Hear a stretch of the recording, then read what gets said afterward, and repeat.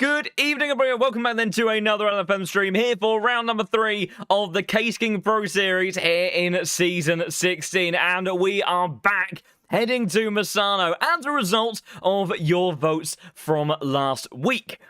He had the choice between Paul Ricard, which I must admit I was a little bit disappointed to not see make its way onto the calendar. I do, even though it's not a fantastic circuit to drive, it is a brilliant one in terms of racing. But you end up choosing Misano, but I can get on board with that. I was taken aback by the racing we had from your votes last season, so I trust you entirely. So heading to the Italian countryside, we are in store for once again another cracking race as we head to the 25% mark of the way through this fabulous season.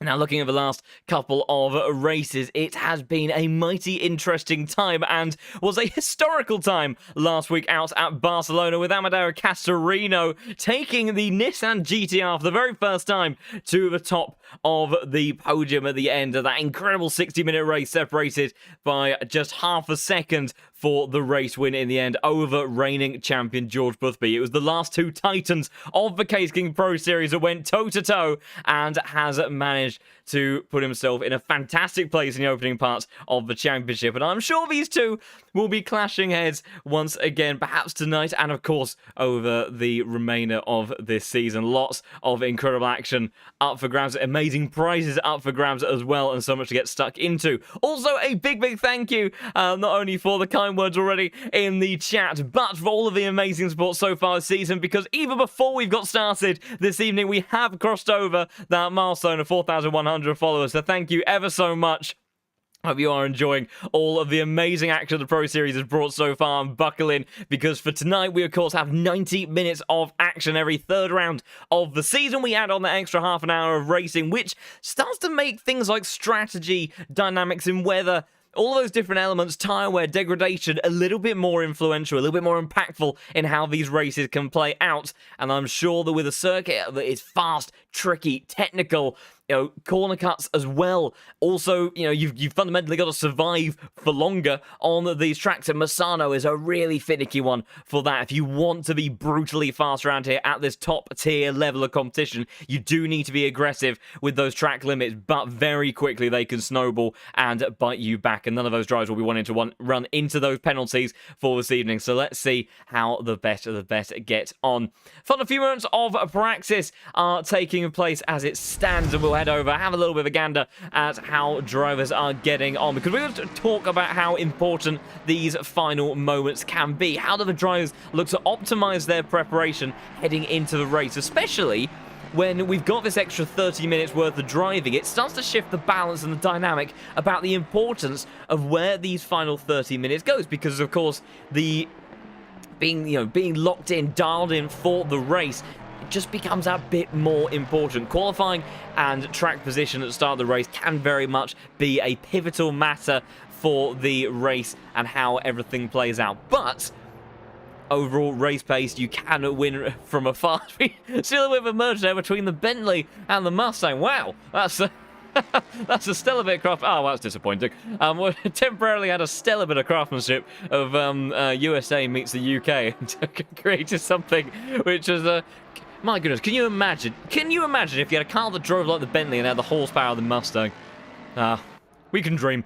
Anyway, as we see George Boothby, the reigning champion, currently getting in those final laps. Currently not top of the timing sheets is Sam Gaskell. But of course, depending on how these drivers are dialing in their preparation, what level of fuel they have on board, it's not always a completely guiding factor as to exactly who we will be expecting to see at the pointy end of the timing sheet, the end of qualifying. But of course, Sam Gaskell has been really on a rise of form as of late. The This Release Sports driver, This Release Sports team have really hit ACC and the Pro Series in a fantastic way over the last 14 races. Season 15 treated them very well. We're an extremely powerful force to be reckoned with across a lot of their roster, and Sam Gaskell really a rising talent at the end of that season. He's changed over from the Lamborghini to the Mustang for this season, and so far it seems to be serving him fairly well.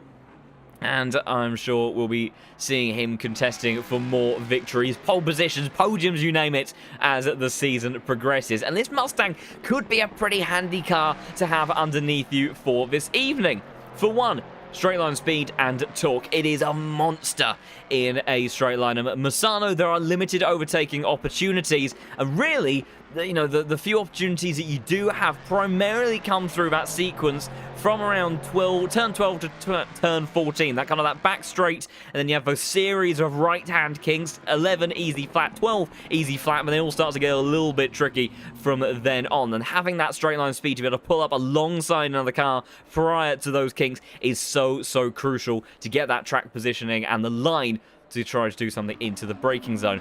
Can be some opportunities between turn 6 and 8 as well, as you make your way out of this chicane, trying to maximize the exit through the left-hander and then heading towards that turn 8 hairpin. That can also be a good opportunity as well, but like I say, it is relatively limited, so you need a car that, one, is good in a straight line, but two, is also very stable through these corners. Curbs are less unruly around here. There are some of those sausages that can be a little bit tricky to negotiate, especially if you have a car that has a tendency to bottom out, but for the most part, it's not something that you have to be too concerned about. But traction and stability over those kind of little micro bumps and oscillations that you can face, that's something that you really need. And that's where cars like the Ferrari 296, for example, will likely be quite strong around here. Expect to see in the slow speed and some of those high-speed corners at the end of the lap, that car to really shine. So, be an interesting dynamic to see how our drivers get on, and qualifying then is underway as they all fly on our pit lane. And I think it is Jon Watts in the Aston Martin. Look at that. It's a sight to behold as they make their way out of pit lane for the first time in qualifying. Ready to get things underway and see how they progress in this session. Of course, 15 minutes to get their best lap time in and done. And as we have discussed, it can certainly have an influential factor on the way that these drivers' races can play out. So they will want to make sure that they probably get a banker in the fairly early stages of qualifying, not take too many risks, and then really start to build up that confidence around the lap, and then see what they can dial in those final few pivotal moments when the circuit is at its best. No weather on the way to be concerned about, as a big warm welcome in there as well. Good to see everybody joining in, buckling. It is going to be a cracker, and apparently Timo Karpinen has decided to utilise this as a drop round because he's just a bit miffed about the circuit. I'm sure, to be fair, it's not the most surprising, as of course the other option was Paul Ricard, which he had a very dominant performance at last season, took a race win. So the grumpy but also happy-go-lucky Finn decided to miss this round out, and fair enough. As yes, Timo has courteously explained in the chat. Then we'll see though how the rest of the field get on for this evening. Of course, for those that are new to the K-Skin Pro Series, these drivers will be their best 10 out of 12 rounds. So those that are either choosing their drop scores or unable to attend certain races, that does not count them out of championship contention. Meanwhile, let's head on board for the first lap of qualifying then, with Jon Watts down towards turn 1, using as much track with as you can. Cross from the outside of the circuit to the inside, cut the curb through turn 2, and then wind your way through this long right-hander on the power as early as you possibly can, and then get the braking straightened up for turn 4, down in towards first gear. Let the engine braking get the rotation, early upshift to help with the traction on the exit through 5 into 6. Open up the exits, be careful with those curves on the outside line, very easy to get that invalidation through there. Through the almost invisible turn 7 into the braking zone of 8 at the 75 meter mark, down the gears, second, clip the apex, open up steering on the power as much as you can, use all the track width and a little bit more, and you start swinging yourself over to the left hand side of the circuit. You see just how much track width he wants to use in such a wide entry, so he can straighten up the exit, get on the power as early as he possibly can, out of 10, and then let that V8 roar. Come flying up towards turn 11 then, easy flat through here, even in the wet conditions, but now is where it starts to get tricky. See, won't go all the way tight to that turn 12 apex, so he can get the car in a happier place for 13, carry the momentum through, just about keep it within track limits, down in towards first gear, on the power as early as possible, flick over to the right hand side of the circuit, try to open up the left hander of 15, through here flat if you get the line right. Then using that curve, avoiding that little patch of grass on the right-hand side of the circuit, on the power, all the track width, and a little bit more to cross the line. And it will be as an opening bid, a 32.690 from Jon Watts.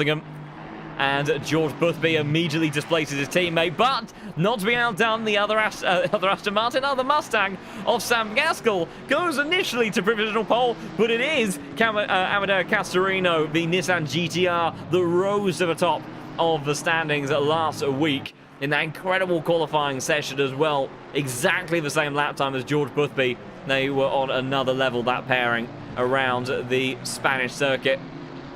But right now, Nissan GTR looking quick once again, and you'd expect it to be. It showed just how good the traction was through some of those low-speed corners, and it's got very good straight-line speed as well. One of the few cars that is competitive with the power of the Mustang. And Amadeo, he knows how to wrestle this car around here. But we'll see as the laps start to improve. Sam Gaskell is on a quick one, so is Castorino behind. They're both finding a tenth of a second, so they would look to get into the point twos. But we see only 31s by the end of this session. We'll have to wait and see. Also got this release sports driver of Kevin today in that Lamborghini that we saw earlier on. He's up inside the top 4, so great stuff so far from him. The likes of Amir Hosseini, Steckenberger has just gone up into the top 10 as well. And apparently word on the street, the Lambos are pretty quick today, so that would, of course, tie in with that sort of pace that we're seeing from the likes of Kevin. Very, very quick driver, without a shadow of a doubt, but is certainly making use of that car's performance. Quick lap times and improvements coming on through. Sam Gaskell goes to the top. Will he be displaced again? He will, by 100th of a second. But look at Kevin today in the Vistra Esports Lamborghini. 3/10 up on the Delta. Be very close. Good rotation in towards the final turn, trying to maximize the power on the exit. The V10 will roar. Lamborghinis have won around here before. Will it be pole? It won't be, but it's a .182. Look at those top 3 positions. 15 thousandths of a second covers your top 3, but they are again looking to find some time. We've got other improvements further down the order as well. Marco Jonkers for West Competition Racing in the 296 then down the back straight, currently sitting inside the top 10. Improvements for Delfanza. He sits P2 in the championship in terms of net points, as Jonkers, he's taken pole positions before. That 296 beautifully gliding its way through that tricky apex of 13. On the back, 4/10 up is the Delta. This is a big lap then for the Ferrari driver. Would be looking towards the top 5, which would be great from Jonkers if he can keep up the margin. He's going even quicker in the final couple of corners. What can he do? He heads towards the line. It will be an improvement, and it is into a top 5. Meanwhile, George Boothby has found a chunk of time around the lap. He was just pipped to the post in the final moments of qualifying last week. Couldn't quite topple the Nissan GTR, but he has had so many pole positions. He knows how to put a lap together. Will it be another day just like that? It will be for the time being. It's a 135, but Gaskell displaces him, and it could be the Lamborghini, even Campanella, that could be looking to spoil the party as well. He's found 2/10, 3/10 of a second. These Vistra Esports Lamborghinis are on a mission as it stands at the moment, and to keep an eye on this man, home soil as well for the Italian driver through the final corner. Purple to the line so far. It could be a .0 from the number 10 car, and as he heads to the timing beam, it will be a 0.25, and that's a big lap time. That's a very big lap time from Campanella. We're nearly into the 31s, and well, words on the street are correct indeed. And Fabrizio Campanella, he's been at the pointy end of the timing sheets before, but hasn't always quite been able to hook it together. Or at times where he has been competitive, he's had misfortune in the race, and we haven't quite seen what he could deliver. But maybe that combination of the Lamborghini and Misano today will change things up, because his teammate as well is finding time. Kevin on a lap at the moment. Pranav will be jumping for joy. Could it even be a 1-2 with the Lamborghinis here? George is being mad at the same time. The Castorino and George Boothby, again, are on exactly the same lap time. Slightly different order, so how the turns are tabled for those drivers. But Kevin then, trying to see if he can improve on this one inside the top 5 as it stands, which is a fantastic effort right now. On target for a .0, which would put him on the front row alongside his teammate, but that was a beautiful hairpin from the number 21 cars. He flies in towards turn 15, as well as his teammate was able to close the gap to what was Sam Gaskell's provisional pole time. as he makes his way. He's lost a little bit through the final corner. Will it be an improvement? It will be. It's the exact same time as Gaskell. Have we ever seen anything like it? 4 drivers inside the top 5 and 2 apiece on identical lap times. Sam Gaskell and Kevin Tadai right now, both on a .112. George Boothby and Castorino both on a 135. Absolutely unbelievable stuff here in the Case King Pro Series. But importantly right now, it is this man, Campanella, that has set the benchmark. The only man to do a .0. And can he even get into the 31s? He certainly looks set to be incredibly competitive. We've got Shea O'Sullivan in the number 36 Mustang on improvement into the top 10 for the bigger brain racing car. As we've also got one of the McLarens, 34, has just pulled into pit lane. Speaking of McLarens, did see Tinko van der Velde in the mix as well. He currently sits P7. The McLaren probably making up a lot of its lap time through some of his high-speed corners, but maybe lacking a little bit of gutsiness on these straights. But maybe over the course of the race distance, that platform may handle its tyres a little bit better. Could be a good one to have. See whereabouts Sam Gaskell is on circuit. Currently making his way through the opening sector and in towards 4 and 5, squeezing on the power. And so it's a pretty brutal car to try to keep the traction under control of. But Sam Gaskell, who has been delivering so well, and look at this, I said this Release Sports on the rise. Campanella, Gaskell, and Kevin Tadai. 1, 2, 3 Visceral Esports. How about that? Pranav, I think it would be a dream day for the Visceral Esports team if they could lock out the podium, but it is a long way to go, and boy, have they got some competition behind, because George Boothby and Castorino, the 2 reigning champions of the last 2 seasons of the Case King Pro Series, will be looking to have their say. And yes, I think, yeah, Brad, certainly I think we'll need to take a lie down by the end of his qualifying session. About 5 minutes before we get going into the race, so it won't be the easiest of turnaround times for the Visceral Esports manager, but he'll be very excited to see how quick his boys are this evening. And what a fantastic display. Of course, both the manufacturers of the Fords and the Lamborghinis up there as well. Sam Gaskell then looks to line up, and yes, absolutely, as expected. Pranav joining us in the chat, watching on as he sees Campanella, Gaskell, and Tadai going toe-to-toe right now inside those top 3 positions. Can George Boothby, Castorino, Del Fanta, so special on his day as well. Has taken multiple pole positions in that Honda. We'll have to see what he can deliver. Vanity Barry also improved a little bit further down the order. Justin Stubenrauch in another one of the Aston Martins, finding a couple of tenths of a second as he makes his way out from turn 8 and then heading on in towards turn number 10. This is a car that should be a little bit stronger in the race. Not always the easiest to get lap time out of in qualifying. Nicholas Huben has been particularly stellar. So was Castorino when he used this car in his championship winning season.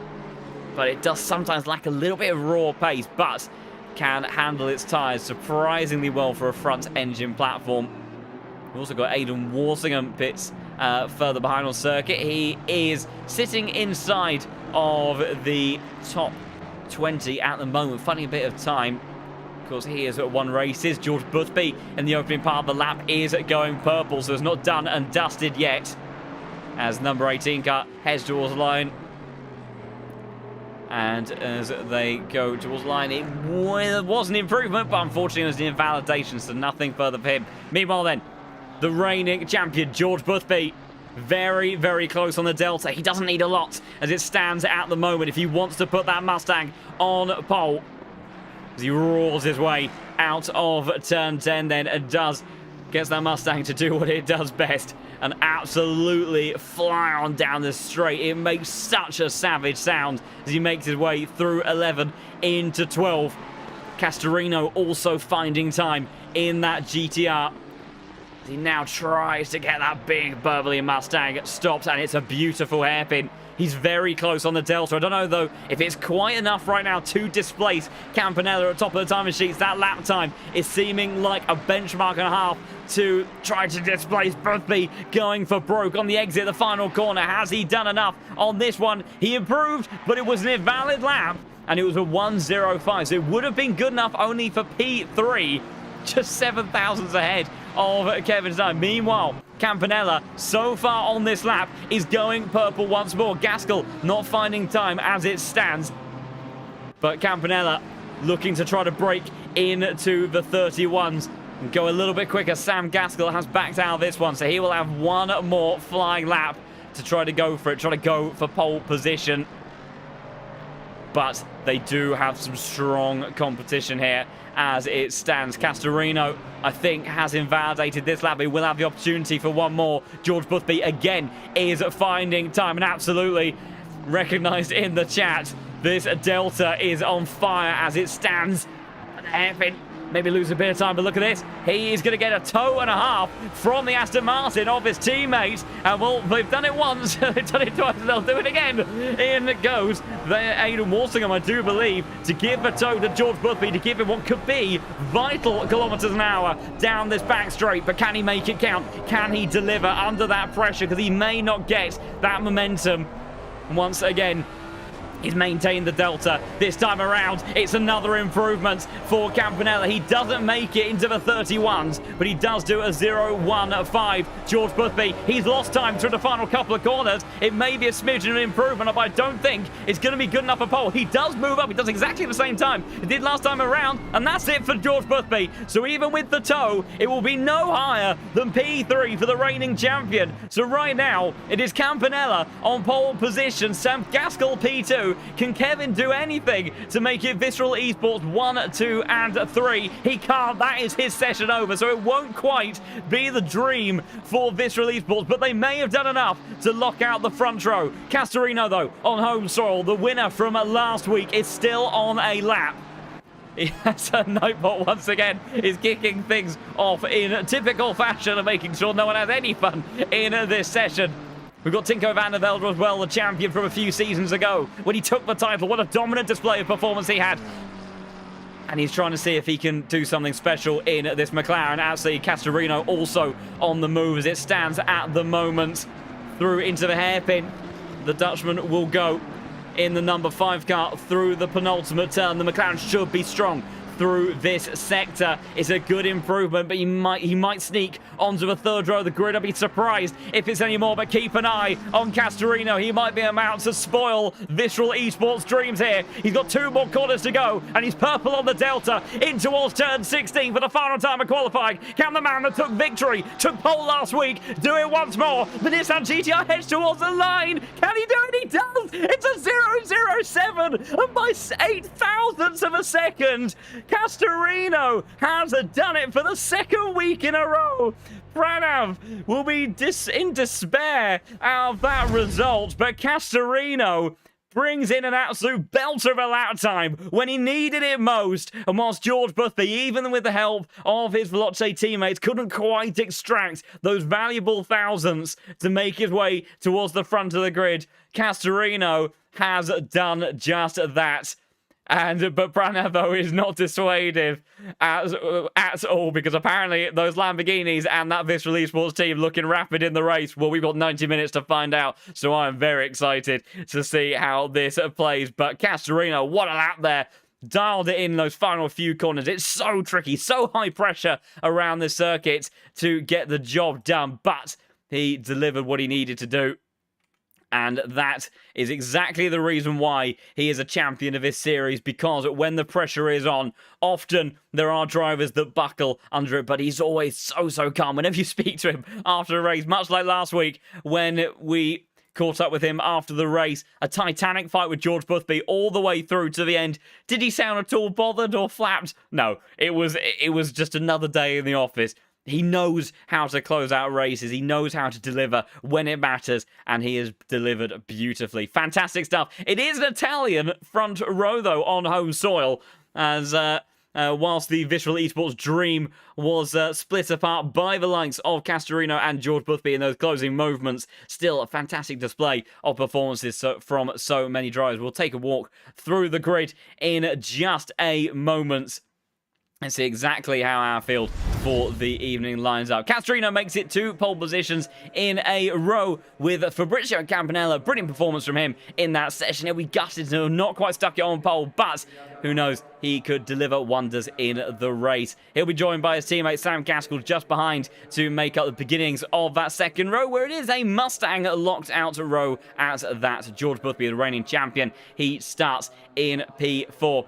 Kevin today in the next of the Visceral Esports cars, but the second of the Lamborghinis. He starts P5 with Tinko van der Velde in the Williams Esports McLaren. He starts on the 3rd row of the grid. Eric Del Fanta starts in P7 in that Honda. Multiple-time race winner, can deliver some fantastic performances and is always very, very consistent. So keep an eye on that man as well. That Honda could be pretty handy down some of these straights. Leon Burke, great effort from him in the 296 alongside Marco Yonkers just behind 2 of the 296s. Delivering well with Dario Iamalo. Another strong performance inside the top 10 this time for that Audi. Not quite as strong as it was at Barcelona, but still a great delivery from the Italian nonetheless. He has won around here, so he could be making moves as well. Amir Hosseini, a more representative qualifying session from the number 19 car. Michael Frey starts in P12 in the first of the Porsches. Justin Stuberouch in the Aston Martin. He starts in P13 with Shea O'Sullivan in number 36 car, starting in 14th place. Now a little bit of a surprise, Philip Manar down here in the number 4 car, P15, because we saw how competitive the South African was at last season over in the Mustang. But the Aston Martin this time around, not just quite as competitive as some of those other bits of machinery have been. Roman Kolbath in the P16 spot with Emanuele Tajdain in 17th positions. Lucas Schneckenberger goes up into 18th place with Valentin Barrett putting his Aston Martin inside of the top 20 in the closing stages of that session for the number 9 car. And then it will be Sasha Vassner in the number 12 Boatley, making up the end of the top 20. And absolutely, Sasha Vassner, number 1 at Bentley in the field. Inside the top half of the field as well, so good effort there from the German driver. Daniil Tillich starts in 21st place, but then Walsingham making up the 11th row of the grid. Marco Schada in the next of the Honda starts in 23rd position for Get Quick Racing. Samir Foch in the Mustang, very distinct livery, as always, on board this car for the number 16. He starts in 24th position ahead of Vincent Proel in the number 22 Ferrari 296. It will be a Ferrari 296 lockout on the 13th row of the grid as Dario Bejic starts in 26th position in the number 26 car, as then Oliver Martins starts just behind it in the next of the Mustangs. Felix Tanvinter for Williams Esports. The next of those Boatley starts in 28th position, with the top 30 being rounded out by Ethan Faulkner in number 33 car, and then followed up by Oystein Brennan in that very distinctly liveried West Competition Racing BMW. Making our way through the final spots on the grid, Roman Velikolepolski in the number 28 Mustang. He starts ahead of Rene Felder in the number 31 McLaren. They'll be joined just behind on the 17th row of the grid by Johannes Price in the next of the Beamers, with Zach Duran in the, what I think was the last of the Visceral Esports cars. Great presence from them in the service evening, the American in the Aston Martin. He'll be joined just behind by Lawrence Van Rossum in the number 35, starting in 35th position with Nikola Buzov in the number 37 car. He starts 36th, and last but certainly not least, Martin Lawrence in the last of those big, bad, beautiful Boatleys makes up the end of our grid then. But very, very shortly, we are going to be getting underway for 90 minutes of action here at Misano, whilst the remainder of this formation lap is being concluded. I want to see your predictions in the chat. Who is going to be taking the win here in the third round of the season? Will Castorino make it back-to-back victories? Of course, we had 12 different winners last season. Will that streak be broken in Season 16 already?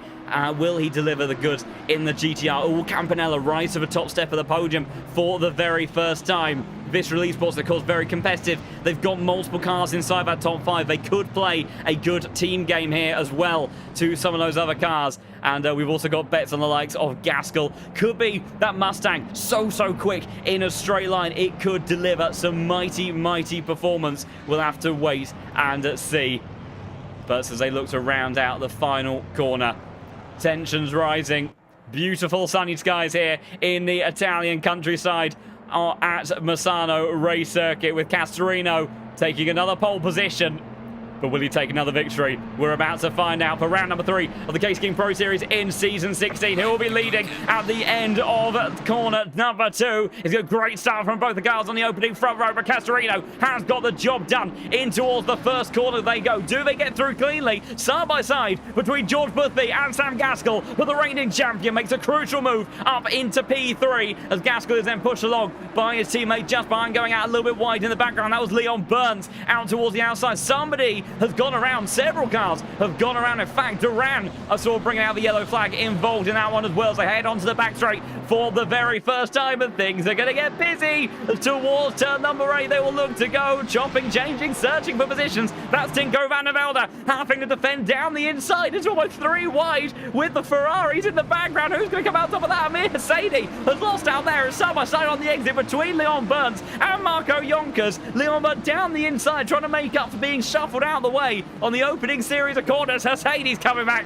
down the inside as the first drag race down the back straight is underway. But it is Castorino that leads from Campanella, Boothby, Gaskell, Tadai, Delfanta, Van der Velde, Iemelo, and Leon Burn then. But in hot pursuit is Amir Hosseini, like for like cars here, but it looks like the straight line speed is in favour of the Ferrari on the inside line. A little bit of door-to-door touch, and that is Yonkers losing 1, maybe even 2 positions. Trying to hold on to the outside there as Roman Kolbath trying to go from the inside to the outside line, then through the final couple of corners. You'd have to be brave around here. They've got Michael Frey on their gearbox as well, an aggressive driver to say the least, as they make their way through the final corner, still side by side. Great run towards turn 1 here. Keep an eye on that Mustang. Here comes Shea O'Sullivan as well to join the party. Incredible scenes already here at Misano. The pack flying on into his first series of corners. It's all busy here in the mid-pack. They're fairly come through the opening part of the top 10, but it's all kicking off. Marco Yonkers breaks away. Michael Frey, though, in terms the fourth corner on the circuit, trying to make use of that pause braking capability and the torque on the exit as well. There's nothing that accelerates like that flag 6 as he really cuts off the racing line there on Roman in the McLaren. He's going to lose another position, maybe even another one, to Philip Manaro, who's trying to sneak up the inside line here. They are trying to go through, and he shall indeed. And that is Shea O'Sullivan trying to use that Mustang power to his advantage. Fantastic scenes here at Misano already. And that Porsche surely going to be vulnerable down this next straight. Watch that Mustang close the gap. The Porsche will fly out of the exit of turn number 10. But watch this Mustang.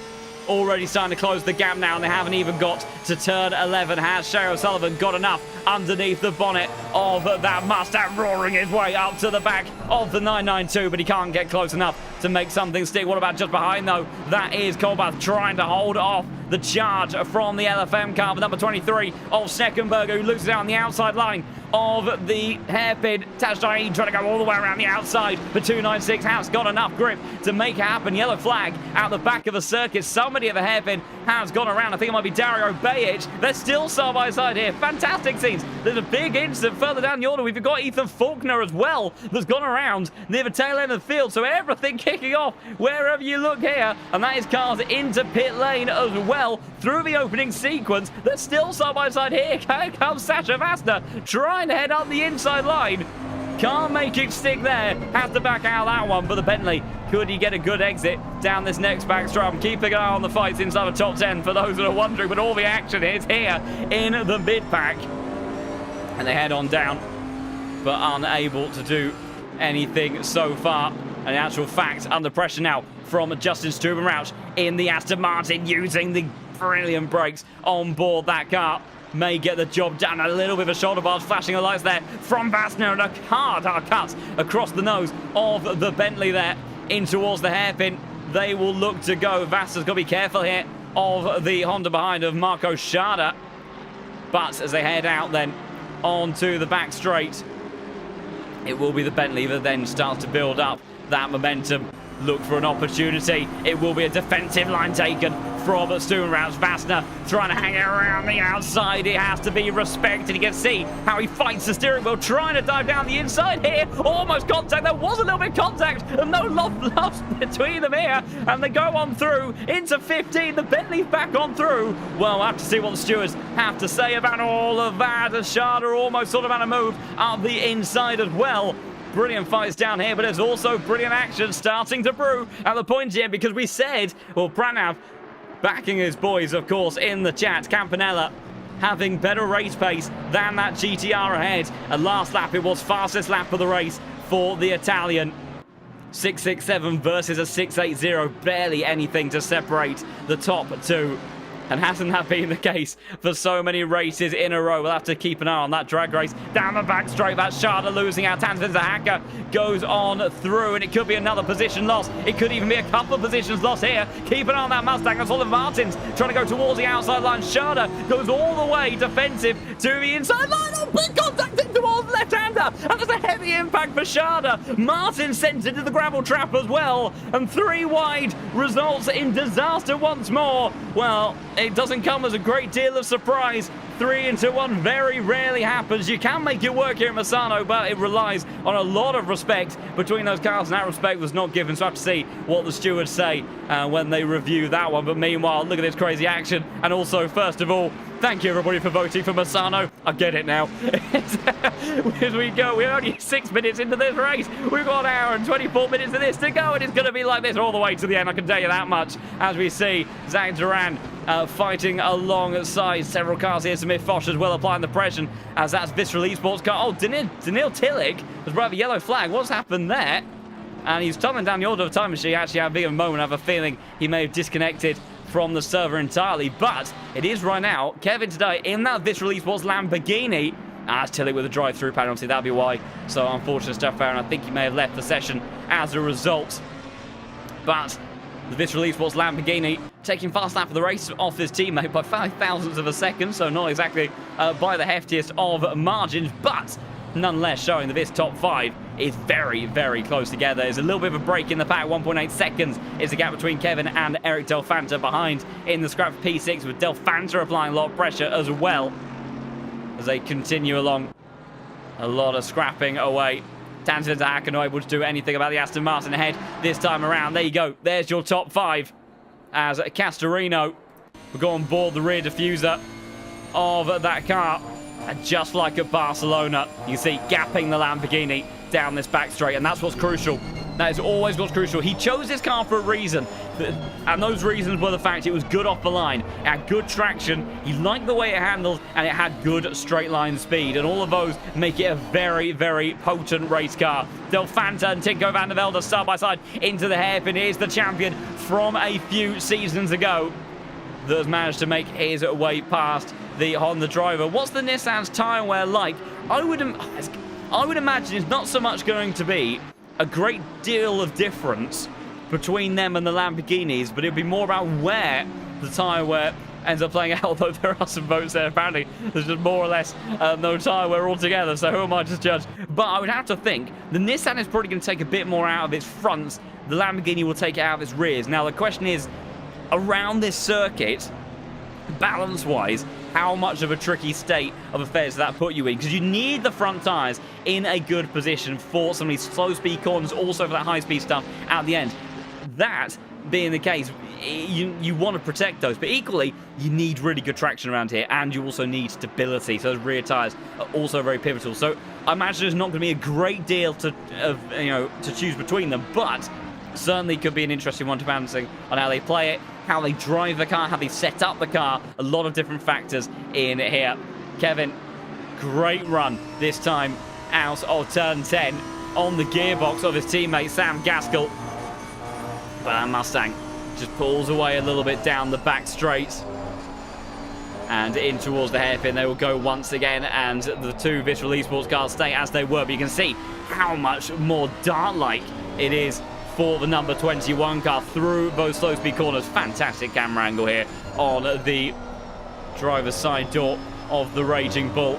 He negotiates all of these apexes. Track limits so tricky around here. Penalties from the stewards and also from the rest of the track already have been dished out. Drive-through penalty for the number 24 car for causing a mass crash at the start of this race. I do believe that was for Daniil Tillich. We also had a 10-second time penalty for the number 31 car for causing a collision on the first lap. That was Rene Felder further down the order. And there's been a lot of investigations already, but so far nothing else has been penalised. Now, out of this top 5, it is these two, your race-leading pair. The right now are closer together, but look who's joining with them. George Boothby is right there, and how good is he in these situations at reading the strategy, the way you need to play out these races. And so often, you know, when we have these super close opening stints, nose to tail, nothing can separate them. It always ends up coming down to strategy. Do you look to undercut these cars? If you've got the better raw pace, can you undercut them and then make your way past and then never to be seen again? Or do you go for the overcut? Do you try to keep your tyres good for the end portion of the race and then strike at the end of those 90 minutes? George Boothby has made both work. Sam Gaskell having to do a little bit of defensive driving from his teammate then. Lots of close gaps, close battles up and down the order, and there's more further down. Here we go. We've got Martins versus Proel. Mustang versus 296. Fantastic scenes here as they're side by side in through 11, into 12, 13. Little bit wide for Martins. Of course, he's recovering from that mistake. Dive down the inside for Johannes Brace in the BMW. Also for the McLaren of Felder. He could make it work. I think Johannes Brace has made it work just about. On board the rear diffuser of the Mustang, and we get this beautifully framed view out of that central Venturi, and it is the BMW that comes out on top of that fight. Opportunistic stuff there from the number 32 car, but he could be under pressure here. In actual fact, it could be the Aston Martin of Valentine Barra, who sends it from downtown around the outside. Beautiful race positioning from the Frenchman. Can he get the job done? Rene Felder had a wonderful view of this. And these two go side by side in towards the next right-hander, deep on the brakes for the Mustang. But Valentini holds on just about. He'll have the inside line for turn 6. He does get the job done. And it is Vela Kolopolsky who will have to concede. Now, what can he do against the McLaren? Oh, yeah, he puts his foot down. That's what he does, because the McLaren has nothing that can contend with the power of that V8. Similar experience for Buzov just behind in the number 37 car, but they will then stay as they were. Fantastic racing, fantastic opportunistic stuff from several of these drivers then. They make their way on through. If you are enjoying the crazy start of this race, you want to stay in tune with all the amazing action the Pro Series has to offer, do consider giving the channel a follow every single week.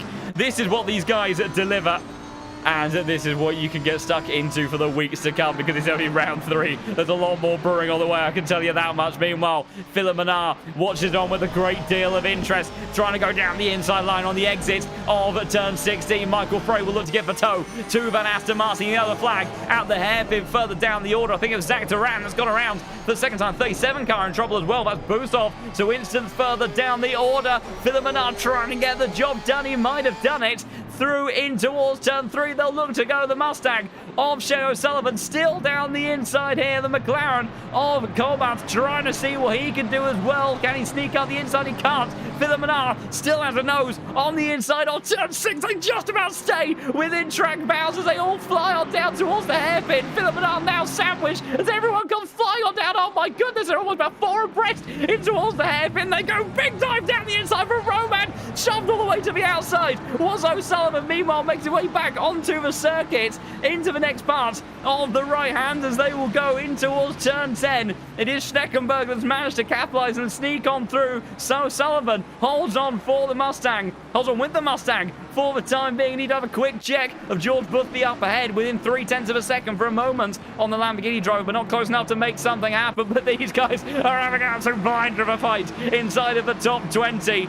through the right-handers, and the Kings, they will go. O'Sullivan with that straight line speed, able to hold on and protect that position, but these 6 cars absolutely nose to tail. Misano delivering a beautiful amount of action in buckets on board the Veloce Esports Aston Martin, then through turn 15 into 16. The British driver will go as he sees the carnage that took place up ahead of him, trying to find an opportunity in this car. Yeah, that McLaren, he certainly came flying up the inside, there's no doubt about it. We'll have to see if the stewards have anything to say about that bit of a wide moment for Colbath, in fact, up ahead, but squares it up enough. It could be under pressure very, very shortly. And speaking of pressure, Campanella so far has managed to put a lot of pressure on to Castorino. In towards turn 8 they will go. Lamborghini, so good in this sector, but then the Nissan GTR, it does just enough. And it's able to really stretch its legs down the back straight. Bit of a gap now between George Boothby and Sam Gaskell, so the top 3 in a class of their own. It's a big thank you there for the subscription. It really does help so much to all the hidden heroes that make all of this possible. So thank you, everybody. If you do want to show some extra generosity, you can do just that. But a big thank you for that. As we see Campanella, Boothby, Castorino fighting it out amongst the top 3, and Tinko is closing back to the leaders. He is indeed. Last time round to 32.935, so he was over a tenth of a second clear of the fastest of this group. In actual fact, 2 to 3 tenths of a second quicker than some of the others. So that McLaren likely able to hold on to its tyres pretty nicely as well, starting to close the gap, and he has won some brilliant races in his time. He's a champion for a reason, and when he was a champion in a tricky car at that as well, the Audi R8, he delivered some incredible performances, so you could never rule him out. He can be an absolute blinder in these race scenarios. Meanwhile, this group then, the fight for P13 still raging on. O'Sullivan having broken away just a little bit ahead of Schneckenberger, Colbath, Tajdain, Manar and Walsingham in this train, as they all stack up in towards that tight right-hander of turn 4, trying to get that momentum, trying to get that power down.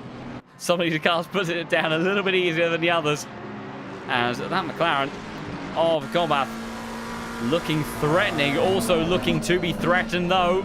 Oh, that was a bit of a look in a moment from Philip Manar, trying to see if he can make his way past the Italian. Can have a little bit of pressure now from Aidan Walsingham just behind, who's got a good run, but I don't think enough to really set up an attack. We'll have to take a bit of a look towards this drag race here. Kevin and Sam, once again, the 2 Visceral Esports driver. No team orders with this, of course. We've had scenarios of some of these Visceral guys close to one another on circuit before, and if things are in the same state of play, Pranav does trust in his boys, lets them run loose, let them run wild to put on some great action. So these two having a fantastic race between each other as it stands at the moment. But out of the Visceral Esports team, it is Campanella leading the way. Absolutely the Italian stallion right now, fighting Amadeo Castorino, the champion from 2 seasons ago, last week's race winner. But Campanella looking menacing through the opening couple of corners. He's racy, isn't he? He is very racy. He knows, but he's got pace in this car. Surely, looking at this from Campanella's perspective, he has to be thinking about an undercut strategy, because he has got so much pace, because this car is planted through the corners. It's just that straight line speed. It's just the traction difference that is making that Raging Bull's life just a little bit more tricky. As you see every time Castorino puts the power down, just pulls away. And George Boothby as well, he's lurking here. These top 3 separated by less than a second. The margins, absolutely nothing in qualifying as well. And as we get a great bit of insight from the one and only Team Carpenter, Mr. Carpenter in the chat, Fabrizio looks like he has more pace here, but this is so hard to overtake, and that is exactly that. It is a wide car, made wider by fantastic defensive driving from Castorino, and that straight line speed to boot as well just makes it so difficult to overtake. But Campanella, he'll be driving like he's got nothing to lose here, whilst Castorino is probably thinking a little bit more long-term game. He knows how to win championships, so does Boothby behind. That they know consistency is key, whereas Campanella, his pace a little bit more few and far between, but this is a day where he can win. He can definitely win this race, and how much he would love to do it for Vistra Esports and on home soil as well, on the Lamborghini's home soil too. So he'll be giving it absolutely everything that he has. But these guys have to be careful of track limits as well. Misano, it's a tricky beast to tame. Every curb, every apex, always a threat and a danger. And again, this number 10 car so quick through these medium and low speed corners, and he's trying to fill the mirrors of this car. As a white flag as Kevin Tadai has gone through, and I believe, well, the white flag was for Sam Gaskell. Did he lift? Did he lift down that back straight to allow his teammate through? I'm not quite sure, but one way or another, Kevin has managed to be released into P4.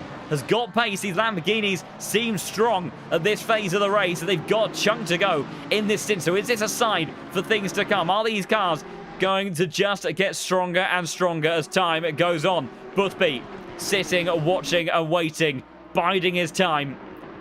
And that Mustang, it's got such good straight line speed. He just has to be there. If there's any form of contact, moments with either of the cars in front of him, that Mustang has enough straight line speed that he just has to be in the nearest postcode, and he's in with an opportunity at the next corner. And Boothby, of course, whilst it took him so many seasons, 8 seasons of consistent top 3 competitiveness in the Case King Pro Series before he was able to convert that incredible tally of being the winningest driver in Case King Pro Series history finally into a championship. He did it in season 15, and whilst he missed the first race of this season, he is once again looking to try to contend for that championship. Castorino's taking it away from him before, so he'll be looking to try to get some valuable points over the Mustang that sits behind, but these two at the front are making it a very interesting scrap. 3/4 of a second separating these guys. Tenko van der Velde has brought it together. Some brilliant pace in the last few laps. He is flying as of right now.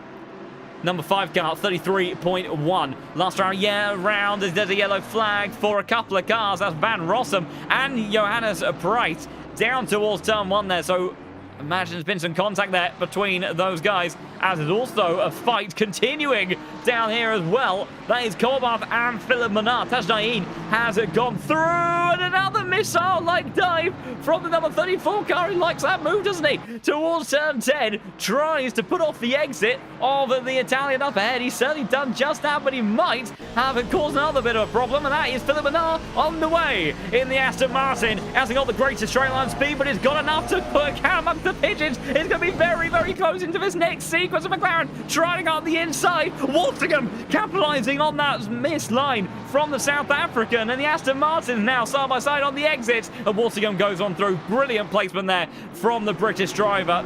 Menard caught a little bit napping there, trying to go, focusing too much ahead, and Walsingham placing his car perfectly, and now will immediately go on the attack. Very immediately go on the attack, actually, of the McLaren that sits just in front of him. Will he even have a look up towards turn 1? Not quite. Walsingham, deep on the brakes towards 1 and 2. Thought he might try to sneak out the inside there. Meanwhile, Campanella flashing the lights there to his Italian compatriot up in front. Castorino maybe just trying to put him off. I don't think they were close enough for anything too much to happen there. I say they weren't close enough. They've been following each other nose to tail over the course of this entire race so far. But absolutely, so some rather bullish dives from certain drivers on the grid. I have to see how these stewards rule some of this. Oh dear, we've got, oh my goodness, oh the penalties, oh there's so many. Okay, well the stewards have been busy, we'll try to catch up on all this then. So, we've got a 5-second penalty for number 16 car, causing a collision on lap 1. That belongs to Samir Foch, and a warning for the number 12 for some contact. That was Sasha Vassner.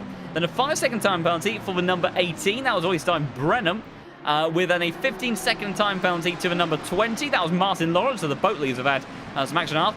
Just worth noting, these are all on lap 2. Then we've had a drive-through for the number 9. That is Valentin Barrier for causing a collision on lap number 2. It's a disappointment there for the Frenchman, I think. Also, it explains his positioning in the order down in 26th place. Warning for the number 25. That was Tanvin's a hacker. The boat leaders have definitely been in the wars so far today. And that is it. So the stewards have managed to get to lap 2 We're 25 minutes into this race, not lap 15. So stewards, they've got a little bit of catching up to do. And they will continue to do their amazing, wondrous work. So grateful to all the hard efforts. And again, much of those hidden heroes that I mentioned, because otherwise a lot of their hard efforts do go somewhat unnoticed, unrewarded, but they do absolutely transform this series. So a big thank you to all of them and everyone else at the LFM team for making all of this possible. But 25 minutes then into this race, and your top three are separated by barely a second. It's Castorino ahead of Campanella, and then the reigning champion George Boothby just watching on, biding his time, maybe looking after his tyres as well. Who knows? He does love a strategy end game, and he has got the wiggle room to go for an overcut here if he so wishes, because he has a 2-second gap to Kevin. So for context, for those that maybe are less au fait with these strategic judgments, undercuts, overcuts are often a term that we discuss when it comes to that pit window in the central portion of the race. But what does it all mean? So if you're undercutting a car around you, what you're doing is you're effectively boxing before that driver. What does that do? That puts you on fresh rubber whilst that other car is still lapping around the circuit on older tyres. And so for those crucial laps, you have tyres that are quicker. You drive at a faster pace, and if you can drive at a fast enough pace relative to whatever the gap was prior to your stop, you can then potentially jump that car by the time that they stop. Of course, their tyres will then be stronger in the second half of the race. But if you have better raw pace, if you've got a car that's difficult to overtake, you may not need to be too concerned about that disadvantage. Now, the flip side of that is the overcut strategy, and that's what I've got a feeling the likes of George Boothby may be looking to do here, and that is to go longer into the race. Allow your competitors to come in, box before you, maybe scrap with each other as well. If they start to trip over one another, lose a bit of time, and then come into the pits, have fresher tyres in that second stint, and especially if you've got cars scrapping away, they can sometimes eat into their tyres a bit more aggressively than they otherwise would if they were in kind of a, almost a clean air lobby as such.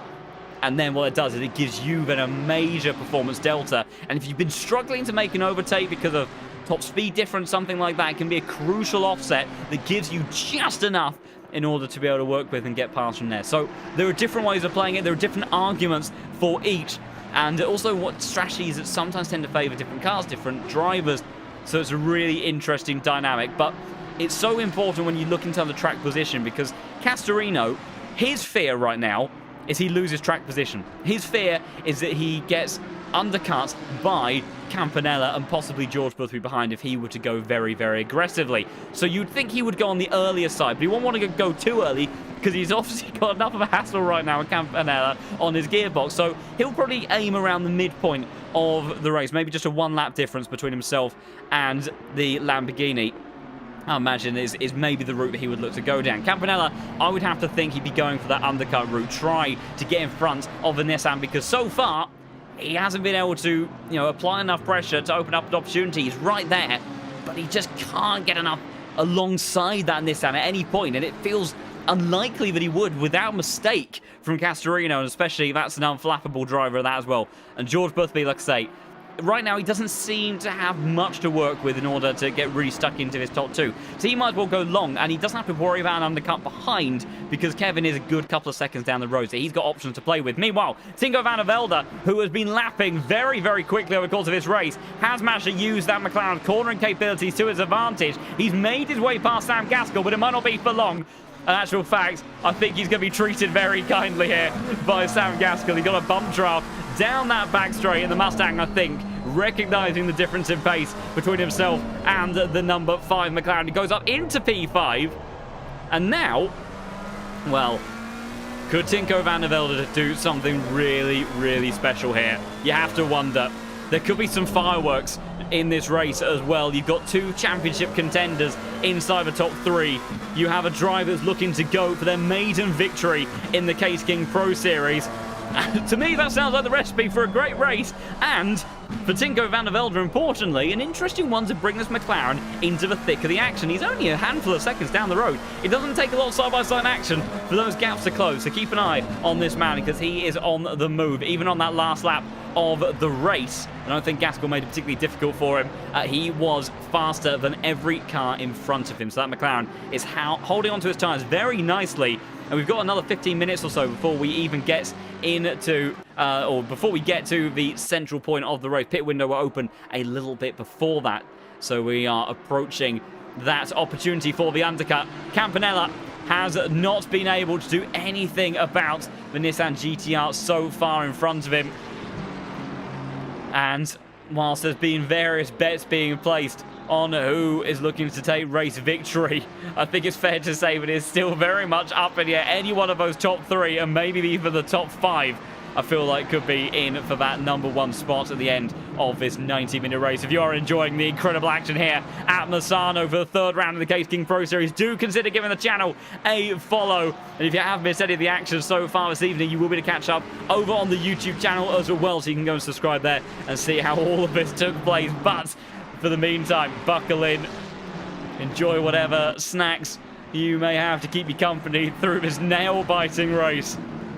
Let's see how it all plays out. There's a little bit of contact as kangarooing his way through the apex of the hairpin. Schneckenberg, oh my goodness, that was an aggressive dive on the inside, turn 15. It's not for the first time. Down the inside in the final corner, Philip Menard. Can he finally benefit from a tussle? Oh my goodness, and you've got Canvas the Hacker on this one as well. To the hell can we go? Because there ain't going to be another way that we see how it all takes place. And flying in towards turn 1, and Menard's gone deep.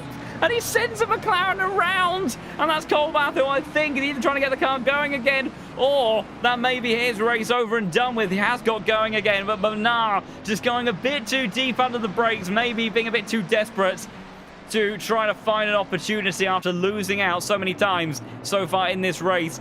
But unfortunately misjudges it, sends McLaren around. We'll have to get confirmation from the stewards on their interpretation, but I think unfortunately from what I could see, that was pretty clear. So, unfortunate mistake there from South Africa. Has actually absolutely a bit of an incident has taken place at the pointy end of the grid. So, we'll have to see how it plays out for the remainder of this race. Look at this, though. Your top 3 is still just 7/10 of a second. What was that last time around? Tinko van der Velde's still going quicker.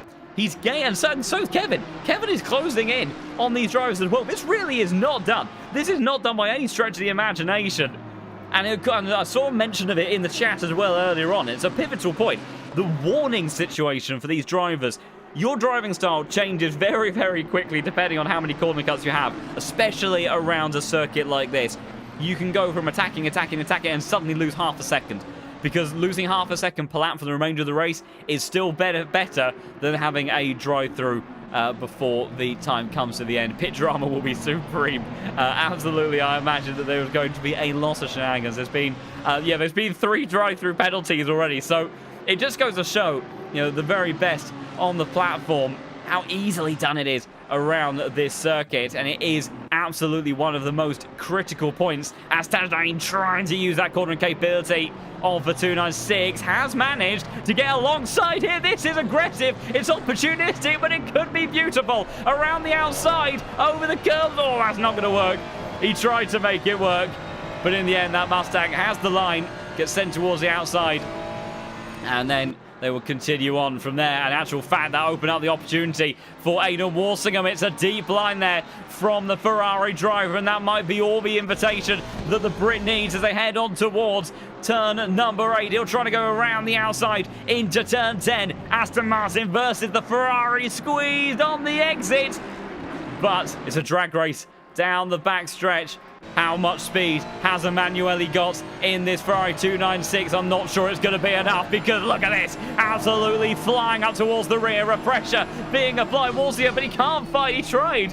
Ducking and diving left to right. Will he send one up the inside into the hair? But he thinks about it, but it's covered by the number 14 car, and also joining the party as well. Tanvis Hacker in the Boatley. You can see those big burbly and bug-like eyes of the Bentley headlights peeking out from the rear corners of the Aston Martin. Not exactly the most delicate or graceful of creatures in the GT3 landscape, but it certainly is a mighty one of that. Absolutely a celebrated car. There's even 2 of them in this fight as well. There was a time where we struggled to find one Bentley in this server. let alone the fact that exactly, I'm glad, what I also love is the fact that the appreciation that they get in the chat as well. It's not just Mr. Commentator that appreciates these wonderful burbly cars. That is definitely one of the greatest analogies I've heard of these. Yeah, 2 orca whales making their way around the circuit. It's they probably wouldn't sound particularly out of place with Wales either, with the way that they grumble from track to track. Beautiful stuff from those bits of machinery. But we did struggle to see those cars in the circuit for a long time. Now we get the pleasure of seeing several of them all at once. That's even with seeing some renowned names not in the server. Mr. Carpet, as making their way through the final couple of corners. Campanella and George Boothby still in hot pursuit of the Nissan that leads the way at the pointy end of the grid.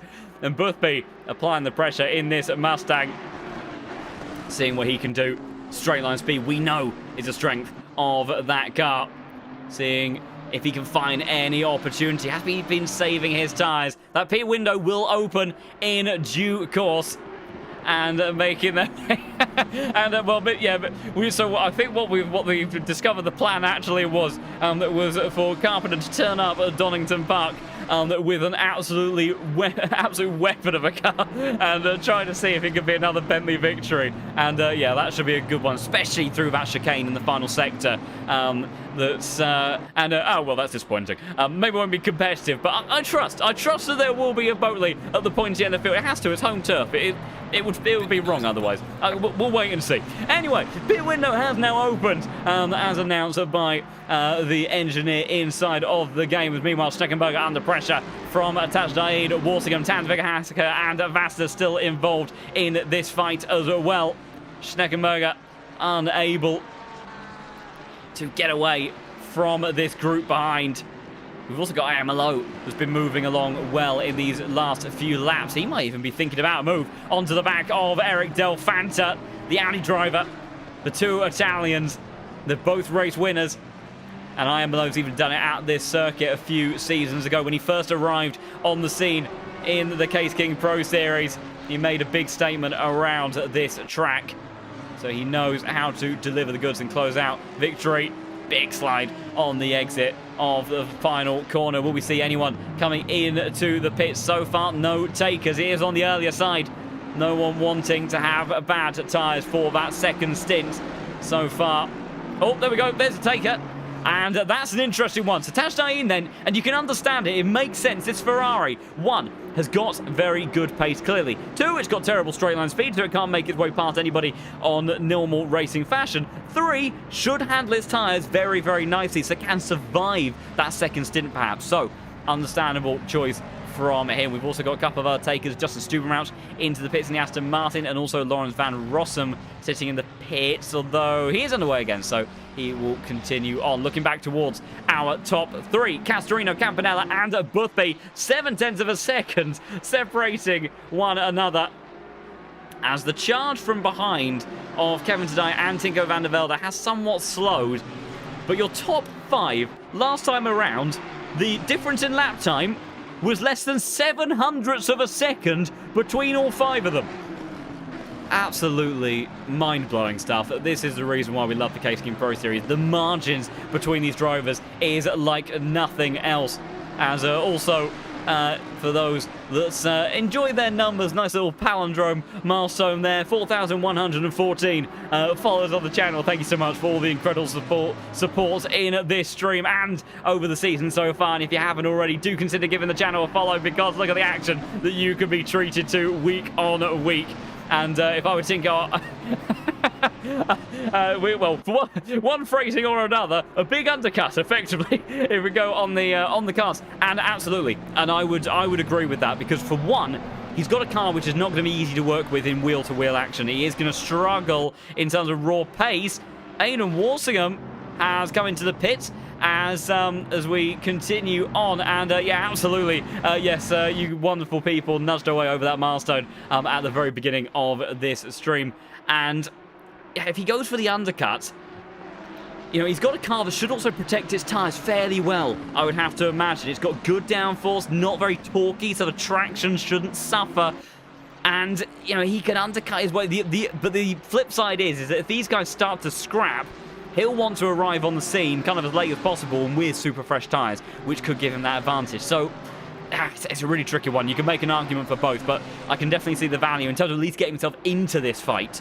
Tinko, of course, has had good pace throughout this stint. Again, he was the only driver inside the top 5 last time around to stay inside the point 4. Fresh tyre traffic, yeah, that's another factor as well.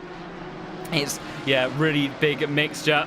No takers, though. Oh, they were all trying to fake it, weren't they? They were all thinking about it in towards pit lane. And Kevin today, though, he will be the first to blink. Now, he was 2 seconds behind George Boothby. And we'll have to see the likes of some of those that have pitted. So we've got the likes of Emanuele. As we'll keep an eye on his lap times. Let's see what he does as he's just emerged in front of Valentine Barrier. So the Italian just pipping the Frenchman momentarily. As you see, super close in that opening sequence of corners. Oh, this could be interesting. Look at this. Oh, this could be very interesting. As Campanella, he's so quick through his chicane, but he just can't do anything about it. But you'd have to think at some point, I don't think that Nissan's got the best of brakes. The Lamborghini isn't exactly going to stop very quickly either. But you'd have to think that he might go for a dive at some point when he's that tantalizingly close. What other options has he got? If he doesn't go for it on strategy, how else is he going to choose to play out this race? What are we thinking then, people? As you see it right now with this top 3, Castorino, Campanella, and Boothby right now looking to be the favourites to come away with the race victory. But will it be Castorino with 2 on the bounce? Will Campanella rise to the top for the first time? Will George Boothby add to that ever-growing tally and take his first race win of the season after tantalisingly losing out last week? I'll have to wait and see, but I want to hear your predictions at this pivotal point of the race. Does anyone blink this time around? They don't. They do not. And that, I think this could be playing into the hands of the likes of Kevin. Tinko doesn't. Tinko doesn't come into the pits. Oh, this is super, super interesting because we have got cars approaching here and traffic is going to be very interesting and busy, and this could be working out very nicely for that Visual Esports cars because also look up ahead, it's the Veloce Aston Martin. Now, the rule is, for those who are unfamiliar with how blue flags works in GT3 racing, it's not quite the likes of what you see in Formula 1 and some other sports. The rule simply is, if you are being shown blue flags, you simply cannot defend from a car trying to overtake you, a car that is a lap up on you. But you don't have to just peel out of the way. And whilst inherently Castorino right now, he's pretty far enough away for it not to be too much a distraction, not lose too much in dirty air. These GT3 cars, they suffer a little bit, not as much as prototypes and single-seaters. But it is going to put you off. It's going to lose you some time. And a very important and good question asked, has Kevin got free air? And, well, if I think that picture tells a lot then, we'll check to see if he's still got free air by the time he gets to the end of pit lane. And apparently he just did fast lap of the race as, not quite actual fact, so still on his official opening out lap. And you see there's he makes one throw on through, so yes, he has got clean air. He has got clean air indeed. And he is flying. He is absolutely flying, and he knows that this is his time to shine in this race. Meanwhile, does anyone choose this time around? They don't. They are simply not coming in. None of them blinking whatsoever. Castorino, Campanella, and Boothby all staying out. They're each playing a game of chicken. Boothby, of course, has the most amount of time to react. He's got the most control as such, and they've got more traffic. They have got more traffic. It gets out of the way very, very quickly. Oh, this could be important for Tinko van der Velde. He's not going to catch him through the slow speed stuff, so the McLaren driver may be okay here. But this is really interesting. These are super interesting scenes right now in this race. We're coming up to the halfway point. And you can see in actual fact, Eden Walsingham, so on that last lap, Eden Walsingham, 33.5, a tenth and a half quicker than your leaders. So these guys are not closing in on that traffic, so that might just about save them from losing too much time. But the crucial thing is how much quicker is Kevin in that Lamborghini. Sam Gaskell has now come into the pits as well. as these guys continue on in this race. Fantastic scenes here in Misano, and I love these types of races. Your top three separated by nothing. It's a great thing when you have a duel between two of the very best, but when you've got three protagonists in this fight, two of them arguably the favourites for the title this season, the two titans that went toe-to-toe 2 seasons ago and have taken the title for the last 2 championships, looking to go for it once again. Does anyone go in? They don't. They still stay out. No one wants to come into the pits. We'll get our first benchmark this time around as Eric Del Fanta has crucially emerged in front of Sam Gaskell there. And that is very important in terms of that track position. And absolutely, it has been a brilliant race so far. Kevin, it was a 33-0. A 33-0 from Kevin further down the order. So 7/10 of a second gained. And this is getting really tricky. This is getting really tricky now for Castorino. Tinko van der Velde, I think, has come in as well. Tinko, he has indeed. Tinko van der Velde has come into the pits. He fancies a bite of this undercut. Of course, he will have lost a little bit of time to Kevin on that last lap. But, and Tinko, well, we've got their rating from Mr. Carpenter. They're saying he's timed it perfectly. A little bit awkward for George Boothby making his way through the traffic, and have these guys left it a bit too long. It was a 2-second gap between George Boothby and Kevin Tadai when the Italian boxed. He would need about 3 laps worth of that undercut in order, but they've lost a lot of time this lap. They are 7/10 down on their lap delta. For reference, the likes of Iemelo in 4th position, who have a run in traffic, 3/10 loss for them. So these guys have lost an additional 4/10 to those. So this undercut from Tinko, also from Kevin as well, could be pivotal in terms of this race. Tinko van der Velde emerges out of the pit. He's going to be side by side with Lawrence Van Rossum. He gets just in front of Tinko. As oh, there we go. So we've a little bit of leaderboard shuffle. So he is 1.5 seconds behind Kevin there. It was a 32-7 from Kevin. He is absolutely flying. Campanella is in. Campanella is into the pits, but it was a 32 seconds. 32-7. I can't even get the words out. I'm that excited about how this race is going to play out. He was a second quicker than Castorino and George Boothby, and they stayed out again. They have stayed out again, and I think Kevin, seriously, we'll have to see how it plays out in the end game of the race, because of course his tyres will be struggling at the end of this race, but there is no doubt about it, he is going to be firmly in the thick of the action when these cars have boxed, because this traffic is still playing a bit of havoc here. It's having an impact, and we'll have to see with the likes of Teemu Karppinen and Campanella. Not quite wheels down, underway yet. Now he is. Kevin's coming through the hairpin now. Kevin making his way through turn 15. Campanella at the end of pit lane, but it takes a lot longer than you think, and that is not what he needed. That is not what he needed at all. So that is a car that is in, I think, a lap down, and he's got the Mustang just in front, and on pit exit, that is going to be very, very awkward. Where is his teammate? Where is Tinko van der Velde? Here they come on through. The opening couple of corners is going to be very close, and Kevin Tadai has gone through, and that is very telling in terms of how this race may play out, because Kevin Tadai, with that positioning, may have just found himself in the net race lead of this, and it would be a 1-2 for the Visceral Esports Lamborghinis. Castorino and George Boothby have come into the pits, and they have to, because whilst they do have cars, they'll be good in the straight line, they'll be good in a duel with these Lamborghinis, but track positioning is everything, and those cars were looking quicker over the course of the stint.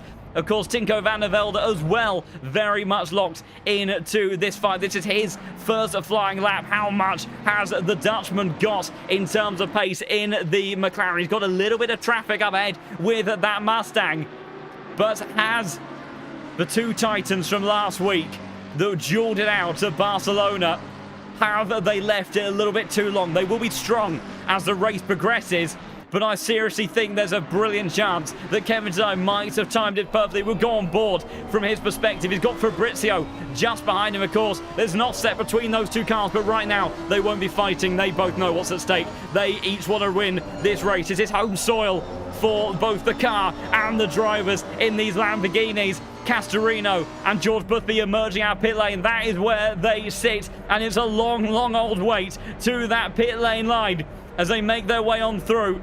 Kevin through the opening 2 turns. In towards turn 3 he goes, and I think with that, he has done it. And can Campanella get on through? He can't, but Kevin tonight leads this race ahead of Castorino, and then it's Campanella in P3, George Boothby in P4, and Tinko van der Velde is right there in the thick of it as well. And a dramatic race in the opening stint. We saw 3 cars nose to tail. How things have changed, because now it's 3 cars making its way into a group of 5, because Boothby will be on the attack onto the back of that Lamborghini very, very quickly. But I'll tell you what, I think this race will be decided entirely by Castorino's ability to dial himself in and close up to the back of Campanella quickly. Because if he can, if with those fresher tyres he can make his way past Kevin, there is every chance here that the Nissan GTR reclaims that position and takes the race win. Because how quick is it on the straights compared to this Lamborghini? We haven't seen this car with a slipstream yet in either of the last 2 races, but now it becomes clear, and you can see how hard Kevin is pushing. He really wants this, but he's got to be so careful, and this is why Castorino is so good in these positions. He is unflappable, and Kevin knows that. But he also knows he has a mighty chassis underneath him and a lot at stake. And he's also got the support of his teammate Campanella, who will be applying the pressure once again to Castorino to see if he can do anything about that Nissan GTR and try to see if he can make Pranow's dreams come true of a 1-2 finish for Visceral Esports. They've been on the rise over the last 2 seasons with stellar performances, but what a tale it would be today for 2 of their finest to take a 1-2 finish on home soil. It didn't quite come together in qualifying, but maybe through strategy it will work. And Castorino's losing out here. Castorino is not getting these tyres dialed up to temperature, and he's got problems. He's got issues right now, and Campanella could do wonders for his teammate if he sends it up the inside. He could give Kevin the gap that he needs to really help secure this, but Fabrizio will want to go for this race win as well. Arguably, he's been the stronger of that Visceral Esports Lamborghini pairing, but he just hasn't had enough to displace this GTR in the opening stint. Phil Manar with a 15-second time penalty now for that incident. We'll go on board briefly with Tinko van der Velde. Unsurprisingly, nothing he can do about that Mustang of George Boothby. He will watch on. Castorino gaining 0.3 of a second down the back straight there. But I'm not sure that's enough. I'm really not sure that is enough. Sam Gaskell looking speedy as well, trying to see if he can do something about the Honda of Eric Del Fanta. But with 40 minutes left on the clock, Martin Lawrence, the last driver to come into the pits, other than Dario Bejic, who has decided to stay out for the time being. But as we go into the second half of this race, buckle in, everybody, because this is going to be a blinder to the end. You thought the opening stint was good.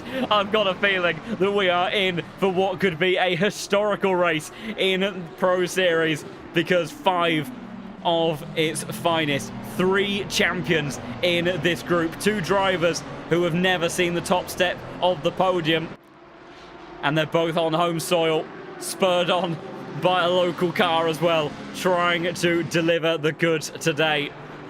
So if you are enjoying this, do consider giving the channel a follow, because believe me when I say that this is the sort of crazy action that we have every single race. And absolutely, God forbid anyone would skip such an amazing race, because out of all the races you could possibly look at, I mean, just why would you? Why would you'd have to be somebody to really do that. Anyway, Campanella applying the pressure to the GTR up ahead, but he just simply cannot keep up with that straight line pace of performance, and Castorino's got the bit between his teeth, and every time he gets that little bit closer to Kevin, that slipstream becomes that bit more powerful, and every lap that goes by, that offset between these sets of tyres becomes ever more significant. Dario Bejic comes into the pits.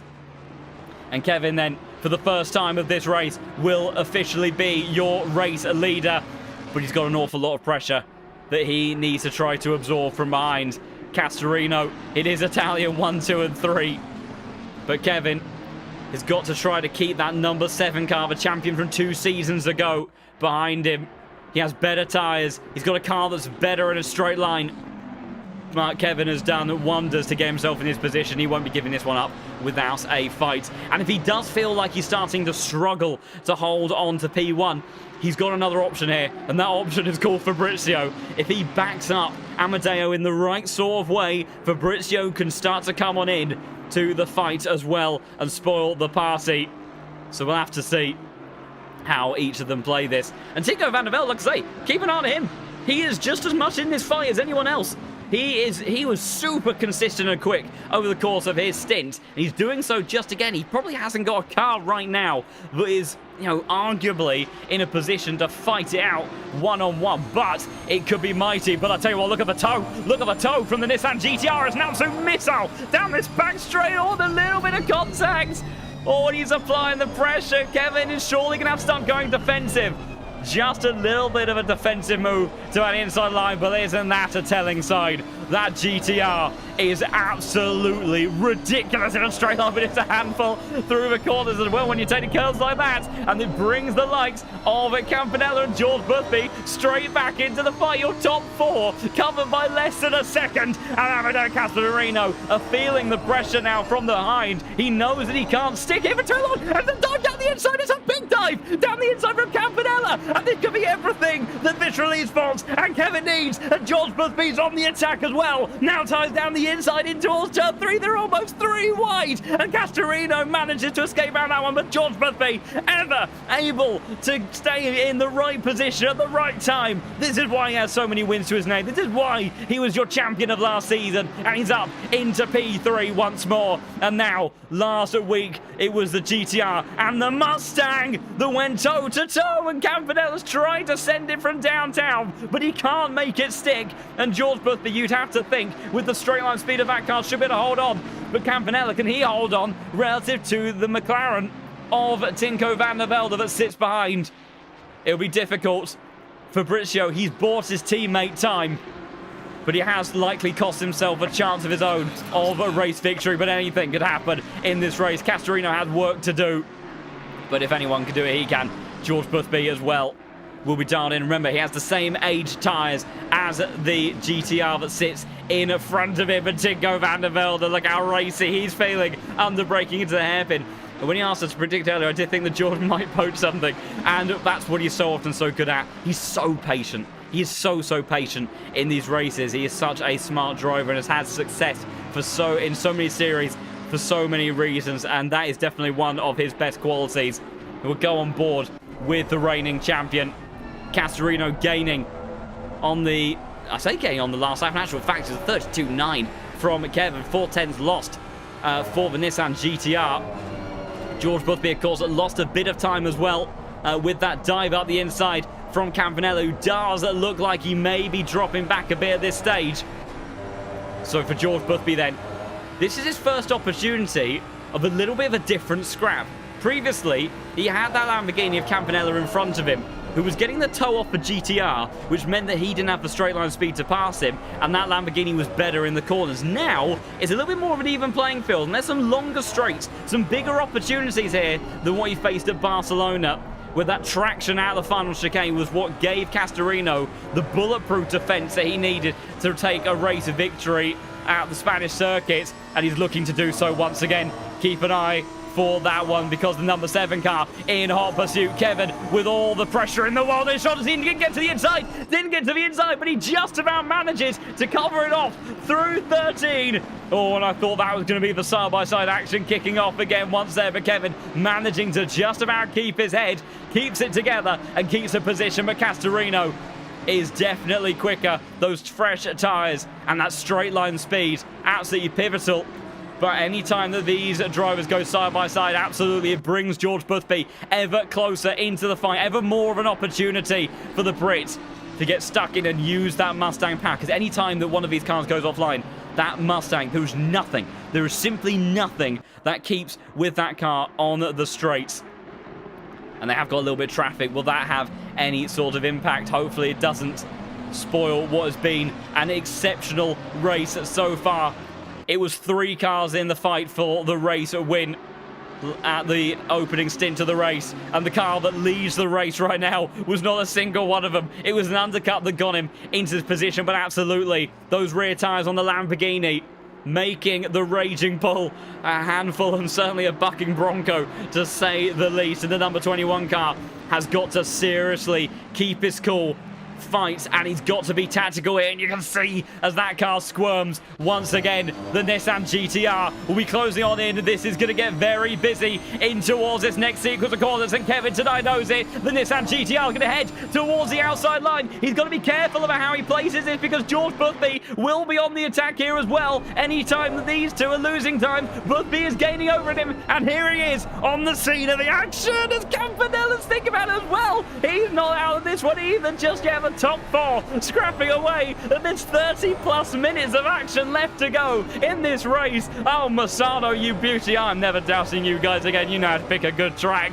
George Boothby locked in now, 0.3 of a second behind what arguably could be his championship rival, and they've both got the standings to really think about, because consistency is key. George Boothby, bearing in mind as well, has already used a drop score so far this season by not being in attendance at that opening race. So he can't afford to have races where things go wrong. So he needs to think about the long game.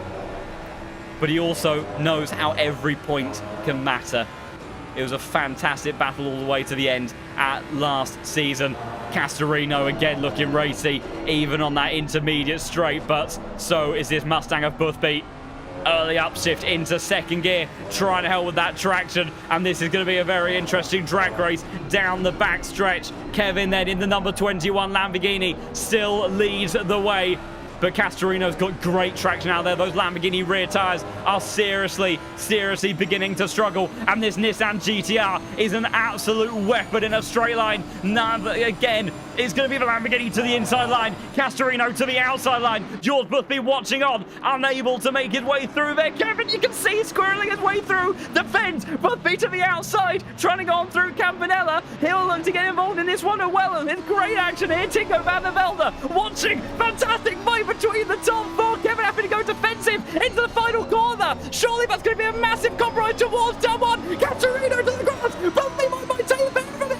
To the outside. The Mustang, I said he would just need the one opportunity, and it might be all he has. And he goes into the lead. Boothby then takes two for the price of one as through the opening series of corners. The Veloce car for the first time leads. It's Campanella and Tadai now scrapping for P2 as the Bits Release sports car lose what could potentially be a 1-2 finish, and George Boothby now looks to make his break away from the pack, and it's increasing, and this is not what Castorino wanted. He's boxed in, and Boothby is running away. Kevin Tadai stays in P2. Castorino is valiantly fighting on P3 here, and Tinko van der Velde wants a piece of this podium as well. They're almost 3 wide, heading in towards turn 8. Campanella sends it from downtown. The Italian of Castorino sends to the Astro. Tinko van der Velde and Campanella come together. Somehow, they managed to keep it just about pointing in the right direction, and Castorino goes back up into P3. 1.3 seconds now the gap to Kevin up ahead. Can he crucially close that towards the end of the race? But George Boothby now leads by a second.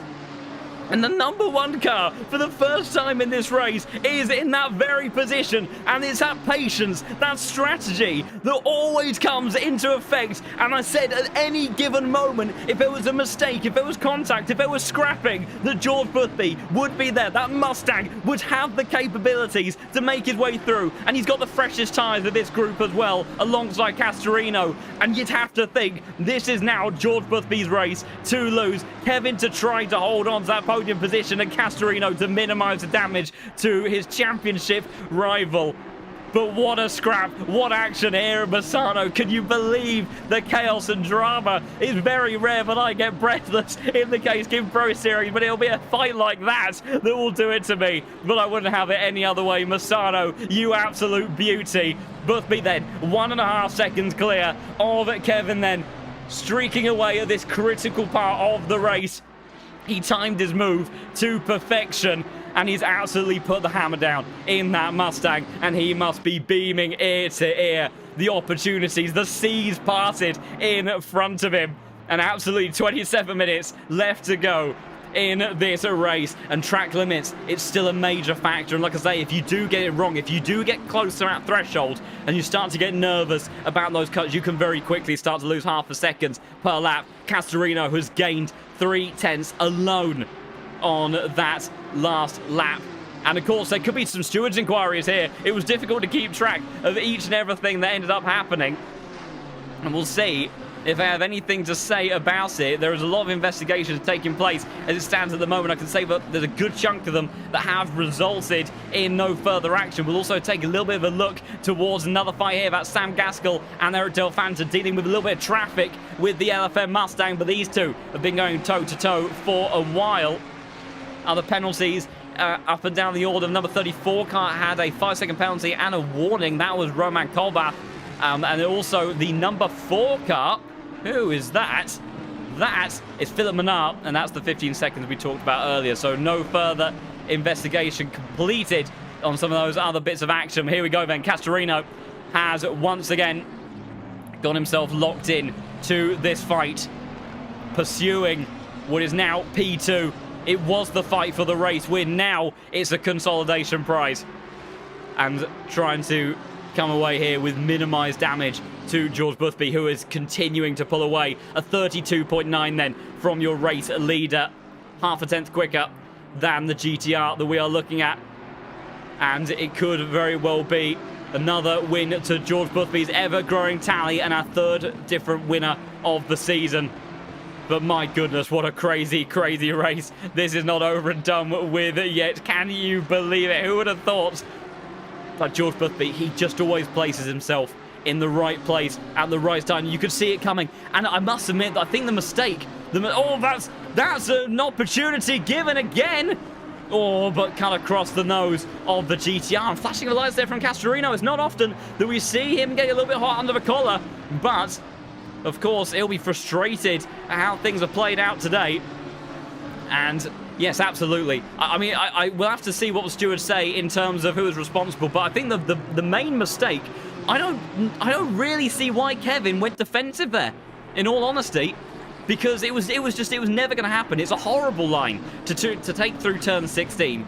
It gives you an awful run for turn 1, and with that side-by-side action, it just wasn't going to happen.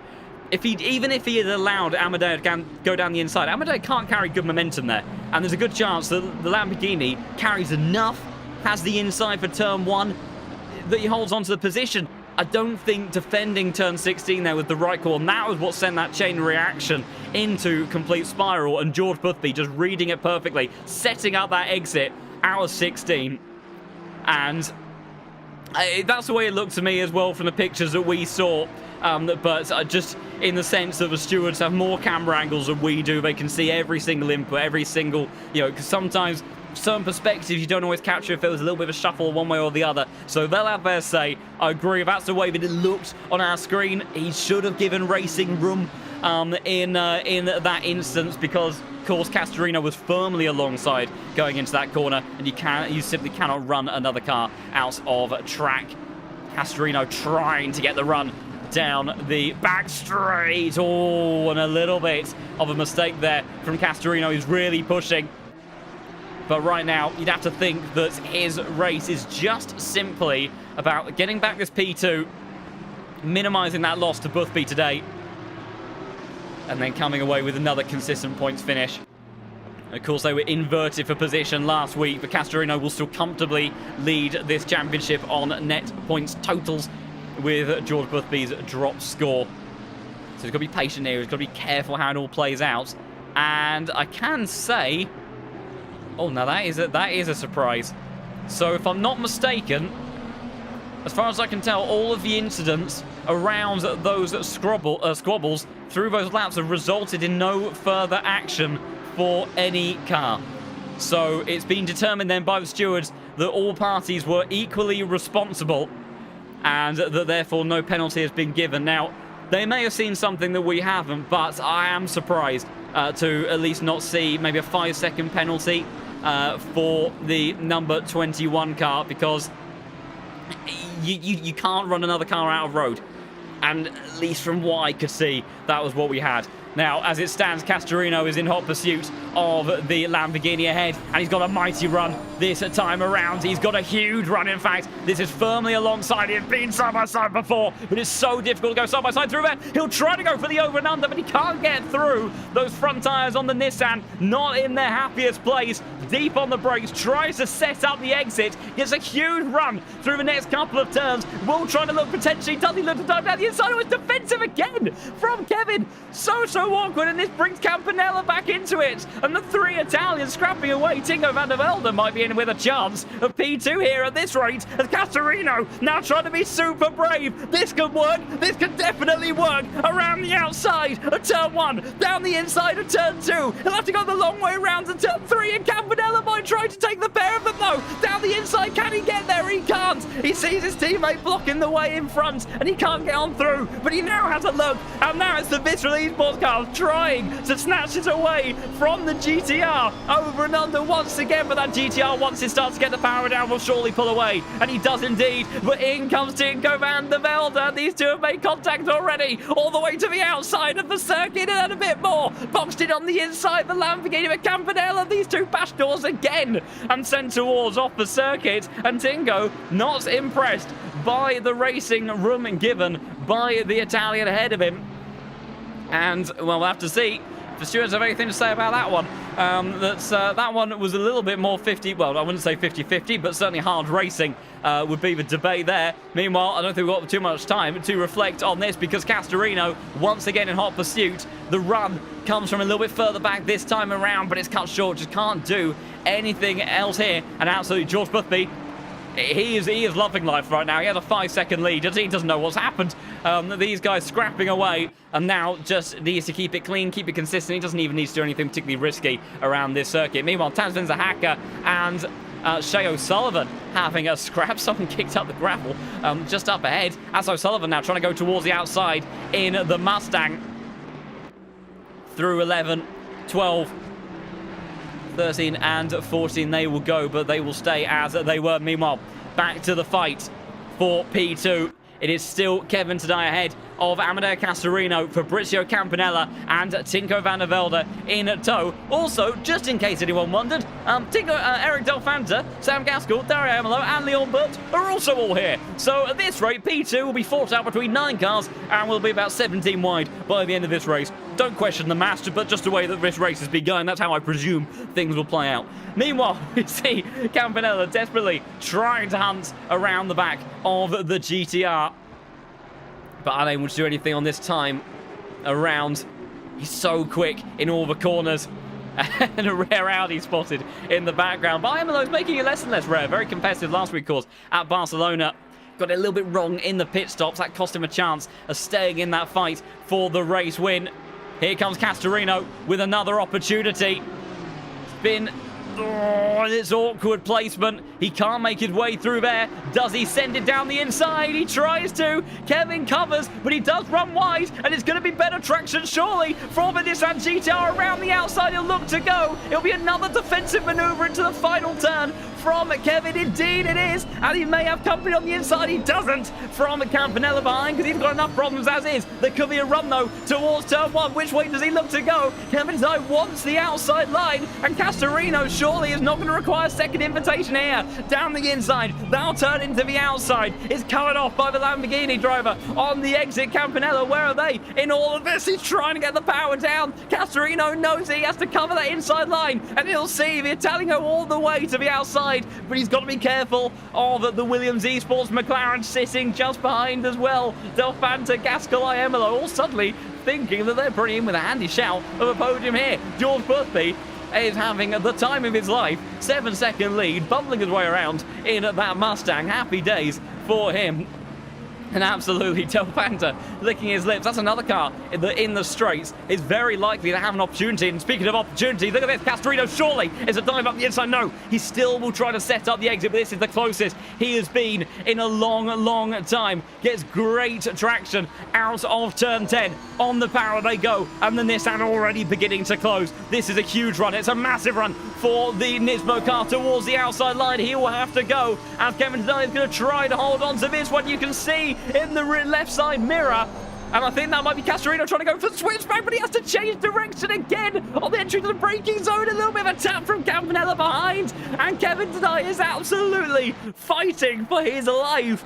He tried to do it before. He wasn't able to hold off that Nissan GTR without letting one through. But he's got 17 minutes on the clock to try to hold them off, to see if he can take what I think would be a maiden visit to the podium. But Castorino obviously will be displeased and frustrated with that battle a few laps ago.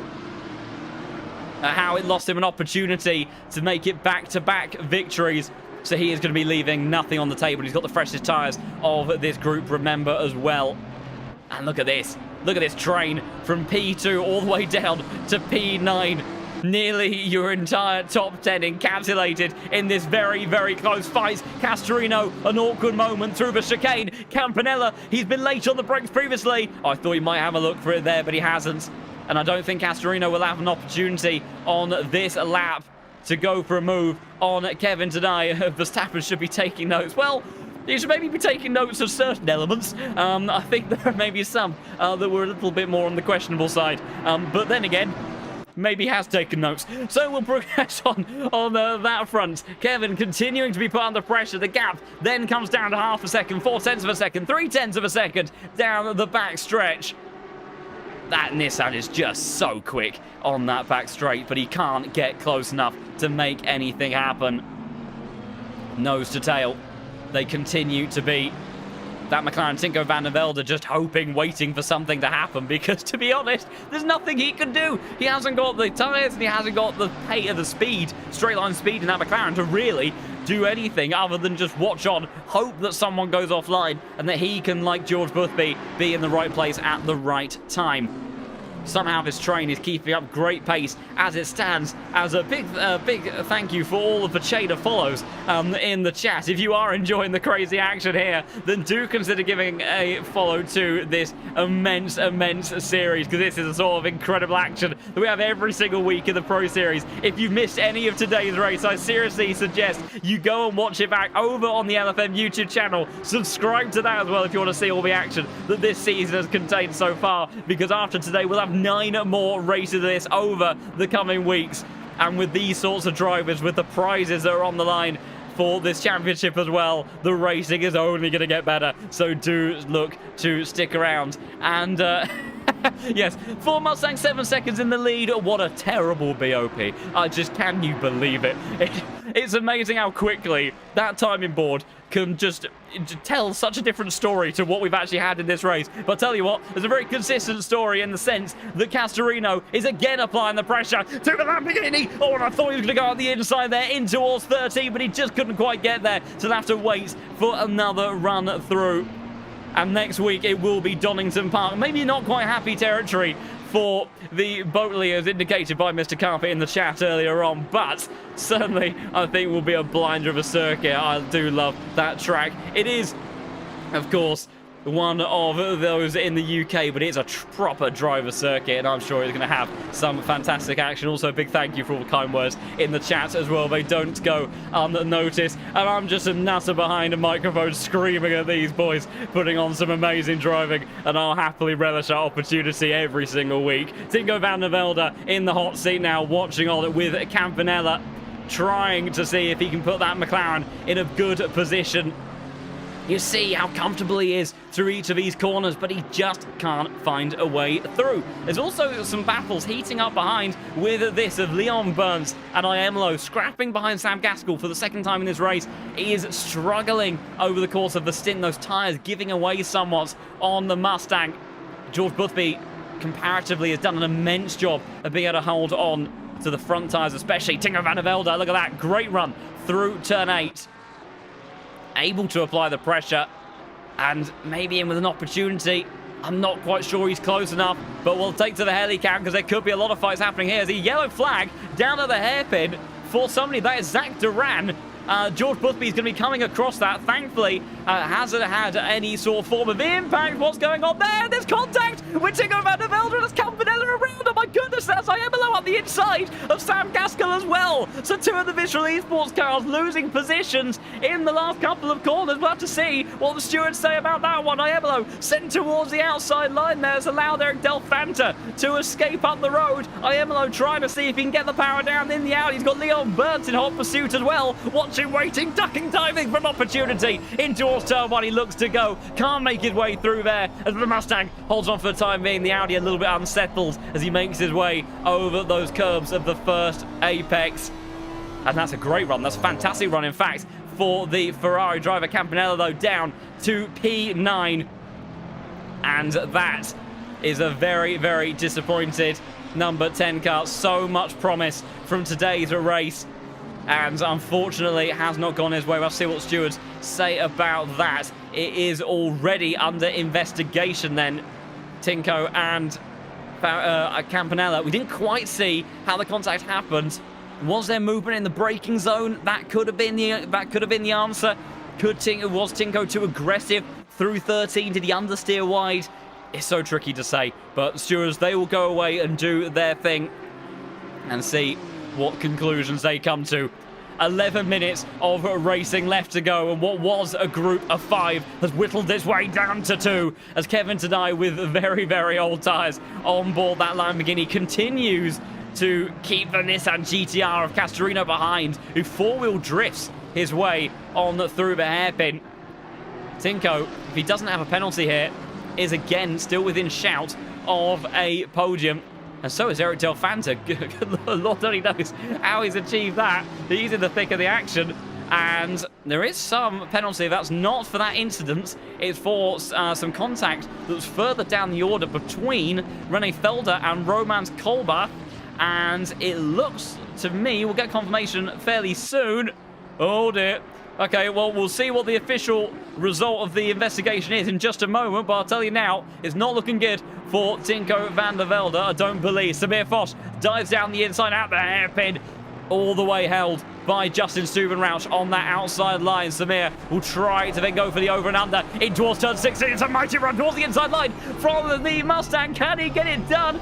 The Mustang, the Aston Martin still just about to ahead, and then you go just peeking in the left side mirror. The Mustang has to concede. Great defense from Stubenrauch, and that's the sort of defense I thought we might see from Kevin Tadai. You can hold it around the outside line there, but it does require you to get that positioning just right. George Boothby then, since that crazy action, since that beautiful Lewis Hamilton-esque maneuver, has now comfortably led this race. 10 minutes left on the clock, a 9-second gap to Kevin Tadai, who has already got the Nissan GTR full of his rear view mirrors once again. Absolutely, but sometimes the camera work goes on point. Sometimes we get a tree or a bridge, but every now and again, it just about works. And aren't we grateful for some of the incredible shots we get here in ACC? There are some fan favourites. I think my favourite series of track shots still has to be at Bathurst over the mountain. Those static camera angles as they fly over the crest, you know, through the likes of McPhillamy, so close to the concrete. There's not much that compares, not much that gets better. Just seems like that. But we have some fun here. We have some fantastic camera angles, and boy, do we have some amazing races. 9 minutes left to go. But we enter the final 10% of what has been an absolutely monumental race. Definitely one for the ages. And it is still very much up in the air as to what that top 3 is going to look like by the end of today's race. Boothby looking secure, at least for the time being, to win this race. Kevin Tadai sitting in P2. And has Nightbot already... Yeah, it took about 5 minutes. It didn't take long. I think there was one vaguely excitable message. Nightbot struck down, and certainly he's had his contributions for today. Iemolo, though, looking very speedy, looking very interested on a move on Sam Gaskell. We'll also have a look and see if Castorino can he find his way through. He just can't ever get to that inside line when he needs to. Does he dare look towards the inside or the outside? He doesn't. Iemolo unable to make a move on that Mustang once again as they head on through. Castorino this time cannot keep up enough momentum through 15 to make it work. Iemelo also on the charge. Leon Burns in pursuit as well. Just a handful of laps left to go in what has been a crazy, crazy race. Aiden Walsinger bringing out the action as well in these late stages, trying to go all the way around the outside of Emanuele Tajdain. It won't work this time around. Emanuele was one of the first to pit, now suffering on those older tyres. Has maintained good pace, and there's the confirmation. I had a feeling it's a 10-second penalty for Tinko van der Velde. And that is any chance of a podium done and dusted. That puts the likes of Del Fanta up to P4, Gaskell P5, and Iemelo in P6, Burn P7, and a lot of those cars will be benefiting from that. So now, this becomes a question with Tinko van der Velde fundamentally out of this fight. Will there be fireworks, and will Del Fanta somehow find a way to make his way up into the podium positions? That is the question. Castorino then 0.4 of a second back behind the Lamborghini driver, trying to break the toe, the number 21 car, but there is nothing that will stop the pace of this number 7 from closing that gap every single time. But what the Lamborghini can do is what he's done every single lap so far, and just trying to position that car in such a way to make that rear wing of the Lamborghini as wide as he possibly can. I think there's been a bit of shuffling and contact between Tajdain and Walsingham. That gap was something growing up to a second, but we can't take our eyes away from what has been a critical fight in this race. And who knows, with George Boothby, the big winner in this scrap, capitalizing, maximizing the opportunity at that one single moment. Could that even be a championship deciding move? We'll have to wait another 9 races to find out, but it could so easily be the case. About 5 laps of this race left to go then. Incredible action here at Misano. What an evening it has been. Nightbot once again striking on down. Unfortunately, no links because he doesn't trust you. I trust you, but Nightbot doesn't trust you. As Shane O'Sullivan and Sasha Vasta continuing their little scrap over the start-finish line. And I like the way that it used to be something that I apologise for with Nightbot. Now it seems to be a celebration thing that everyone cheers on. I love you people. Shane O'Sullivan scrapping away with Sasha Vasta for these positions at the tail end of the top 15. Incredible, as always, to see in the Pro Series, where it doesn't matter where in the field you are, you're going to have some immense fights, and hasn't Misano been a beauty at demonstrating that this evening? Castorino, again, just cannot find a way through, and Kevin must be wondering right now, why couldn't he do this? Why couldn't he do this at that other instance? And maybe if he had done, he'd still be in that race lead. But what's done is done. Lucky to come away with no penalty and maintain this fight for position. There is traffic just in front of this group, and that is going to be a bit on the distracting side for Kevin. You see in the rearview mirror that Nissan GTR lurking behind the Lamborghini. And this is going to be awkward because this is where the Lamborghini tends to make up its time. He will lose out a little bit here. He will lose out a valuable couple of tenths. It's awkward, and that just brings Castorino ever closer through this section. It looks like that Ferrari is going to get out of the way and allow these cars to continue their scrap unimpeded. Eric Del Fanta, will he get through as well? Not quite. And it's not looking likely for the Italian in the Honda to be able to come away with a podium position today. It looks like it'll all be about this duel between Kevin in number 21 car and Amedeo Castorino, last week's race winner, back-to-back pole sitter, and as you would expect, championship contender. Kevin then towards the inside line he goes. Castorino, he surely has to try something different at some point.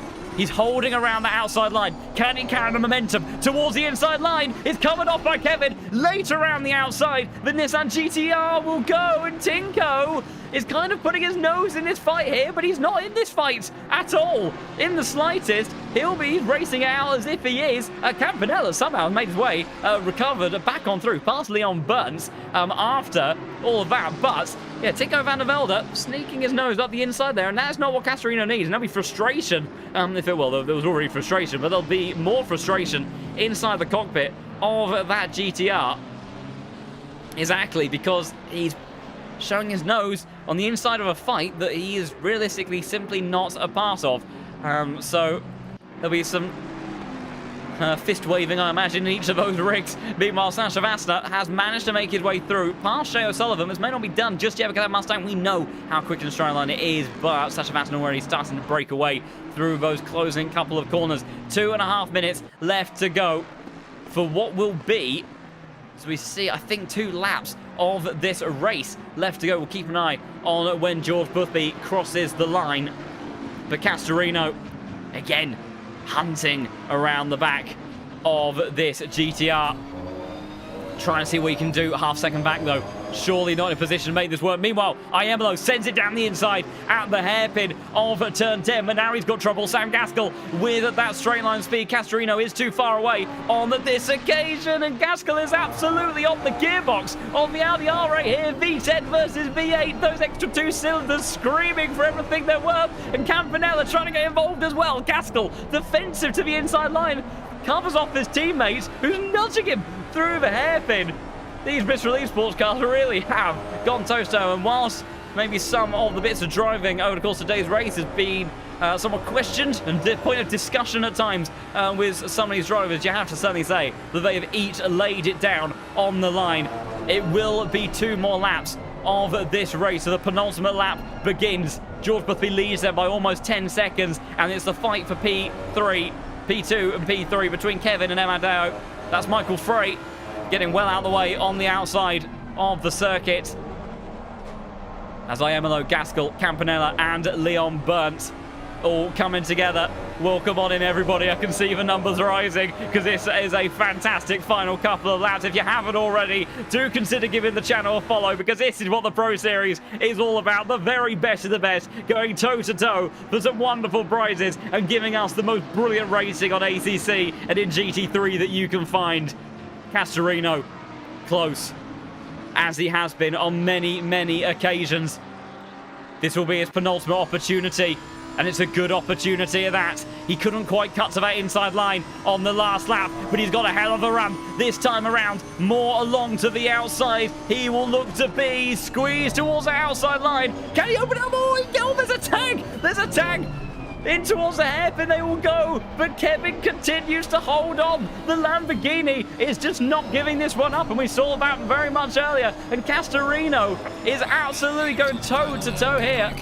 And, well, the final lap has just begun then. George Boothby, big run for the GTR, and the straight line speed of his car is absolutely mighty on the final lap of the race. Can Castorino take P2 back here, side by side, in towards turn number 2 they will go. Tinko van der Velde watches on. Kevin gives the racing room. Castorino in the inside line, surely, with the traction, the superior tyres is there. There's another barge, there's another touch, in towards turn 3, Tinko getting stuck into the action. He's got 10-second time penalty, remember, but Castorino is finally through.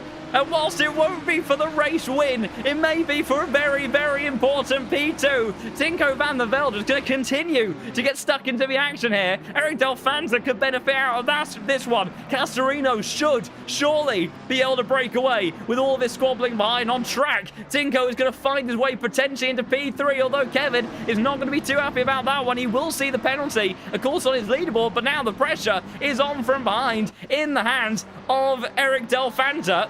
As Tinko van der Velde has got a hell of a run on Castorino. It was wide from the GTR. Thankfully, Nismo Power, I think, is going to save Castorino from any other further shenanigans. It could be an appeal that Tinko's trying to go for. I think that process is allowed. Tinko trying to see if he can do anything. I don't think he can. He's looking for an opportunity. It won't arrive. What a fantastic scrap it's been between these cars. But on his day, George Boothby is inevitable. And the Mustang rises to the top step of the podium once again. In emphatic fashion, he capitalized when the others faltered. Castorino is going to surge his way back to P2. Tinko van der Velde on track is going to be P3. Kevin Desai P4. Eric Delfanza P5. Iemelo managing to hold on to P6 ahead of Sam Gaskell, but anyways, Leon Burns unable to dispatch of Campanella, who rose past him on his surgeons back through the field. There is still squabbles. Look at this. Down the order. Justin Subaru, Samir Foch and Oliver Martin scrapping away. Martin has a fantastic view of these two, the Aston Martin and the Ford Mustang side by side in towards 13. Wide moment from the Mustang trying to go back to the inside. Is there contact? There isn't, but he runs a bit deep. Samir Foch could go for a run towards the outside line here. Through turn 15, he'll try to make it stick around the outside. Watch out for Martins. There he is down the inside. And I think the Aston Martin Subaru has done enough. Martin sends out the inside into the final corner, being drag race between the Mustangs. But the fight for P20 goes to Martins. Fantastic race. He almost actually pile drives into the car in front, and it even continues further down the order. The final few cars making their way towards the line.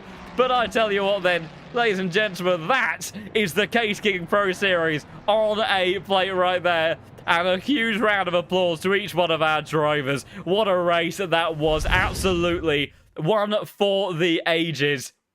And not a good race, too hard to overtake. Yeah, what am I talking about? That was absolutely beautiful. But George Boothby, your winner from today, your third different winner of the season, and the winningest driver in Pro Series history, extends that statistic, and he shows why he's the reigning champion. He shows why he's won so many of these races. Because it's those moments, it's those crunch point times where everything is being laid down on the line that he is able to bring out those special moments. And what that was, we will have the drivers hopping in to the comms box, and we will look to talk to them in just a second, because what a series of perspectives that was in that race. I imagine there's going to be some mixed feelings. I think I can predict George's feelings pretty well.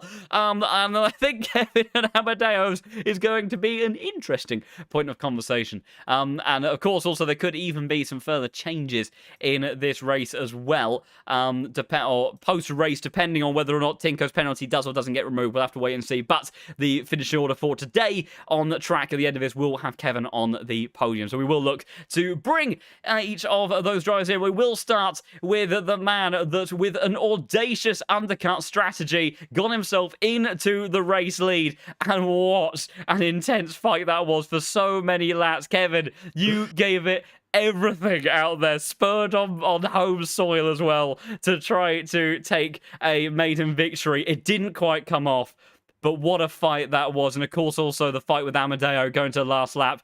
Just, if you've got even the energy to get the words out, tell me a little bit about how you're feeling after that crazy race.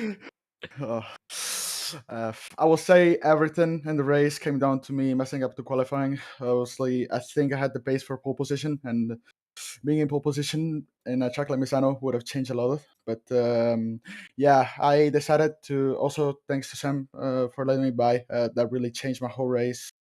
I decided that it was all or nothing, and I just tried an extreme undercut.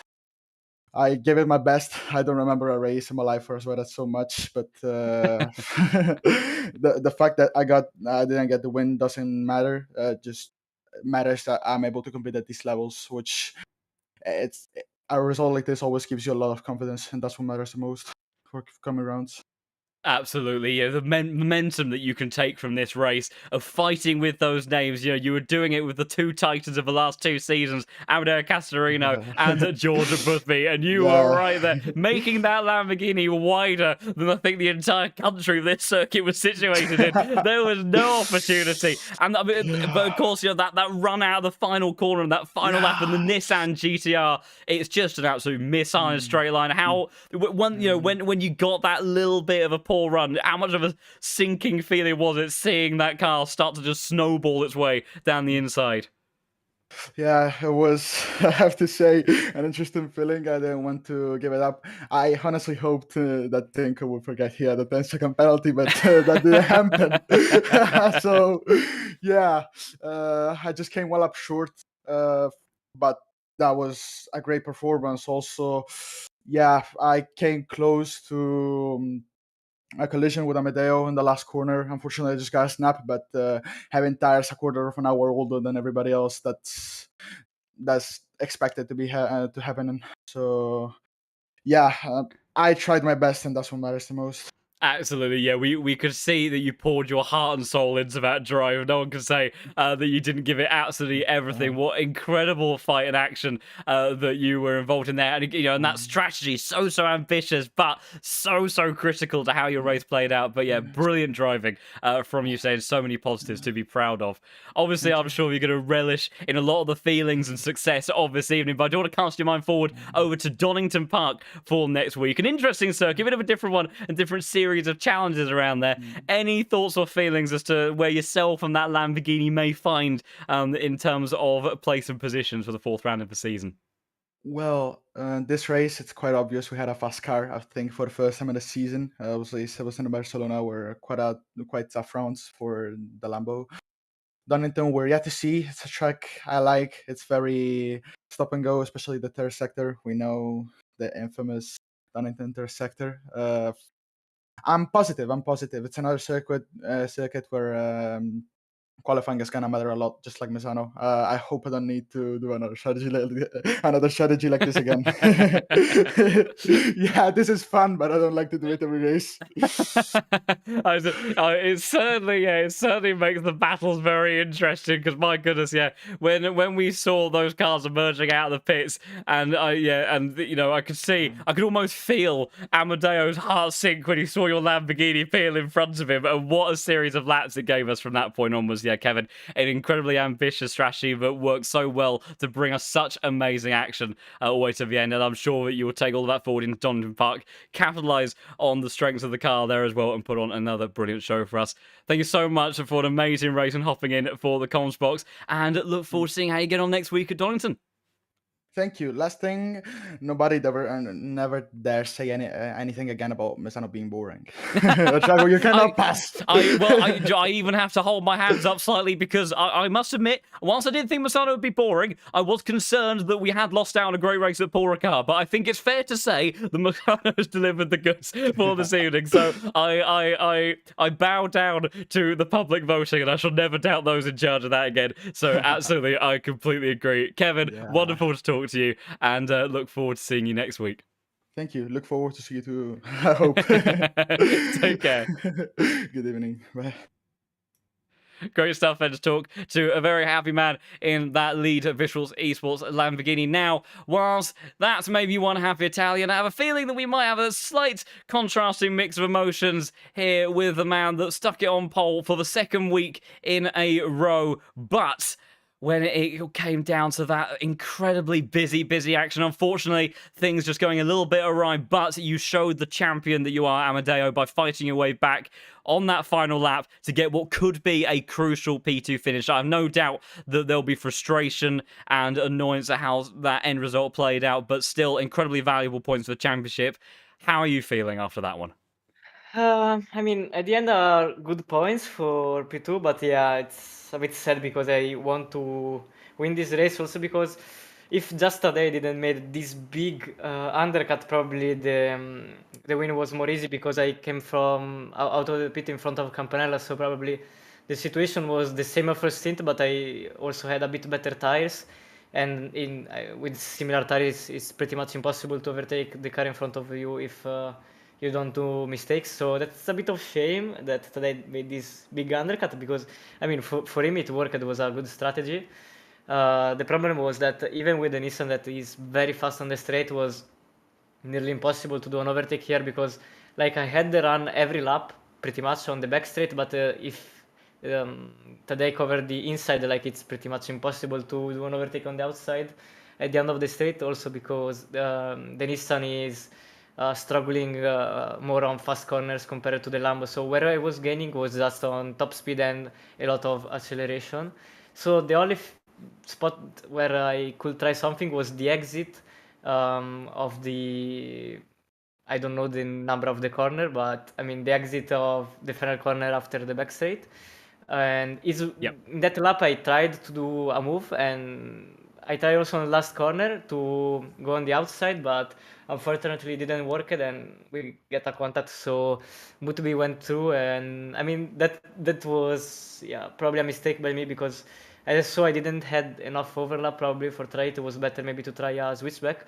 But I saw that he was breaking a lot on the inside for don't let me like prepare the exit well. So when I noticed that, I tried to go in the outside, but unfortunately not enough overlap. We touch and like I lost 3 position here. Luckily I gained again on Campanella after, and on the last lap I was able to overtake today just because he made a mistake on the last corner. So I had good exit for, and I tried an overtake on turn 1, but at the end was a very very good defense by him because he pretty much never did a mistake in 40 minutes of defense. So good job for him.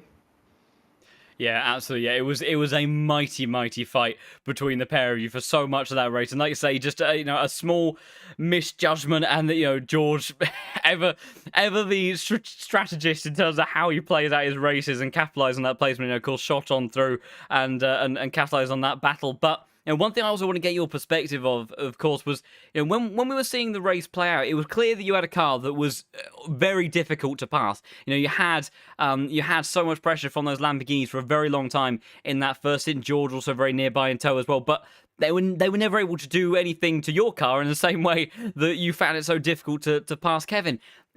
I was somewhat surprised that you stayed out as late as you did relative to Kevin's undercut. Were you aware of how much time he was gaining? Was that always the game plan, or was it a surprise when you found that you'd lost that track position when you merged out the pits? No, I know that he probably jumped me, but I was like doing my race more on Campanella and Butby, also because I know if maybe I pit before, I could be also overcutted because first lap is not good. And also, like, I know that I had more fresh tire than today, but if I pitted before like Butby and Campanella, probably once I get today, I will be stuck behind him, and Butby and Campanella they will catch me again with a lot of new tires. So wasn't an ideal situation. And honestly, like the problem was that I thought it was a lot more easier to overtake today because he has like 3-4 laps less on on his tires. And I was thinking that with the Nissan I could overtake him more easily because of the difference of top speed, but unfortunately wasn't the case. And yeah, I mean, also for the boot to be wins, like yeah, it's good when you win by that. Like I made it sometime like that the guy in front of you do mistakes and you take it. So this time happened to me. So I mean it's just racing. Sometimes you gain it by basically don't do anything and wait for others. This time I was like the guy who lost the position. So a bit of shame, but still P2 very good points for the championship, 3 podium in a row. So I mean at the end I can't complain at all. Absolutely, yeah. Brilliant stuff and brilliant mentality as well. Of course, the championship, it's a long one. You've done it before, and there is no reason why so far, with the way you've opened out this season, that you'll be firmly in that fight once again. And definitely one of the favourites for the title to join that elite club of two-time Pro Series champions.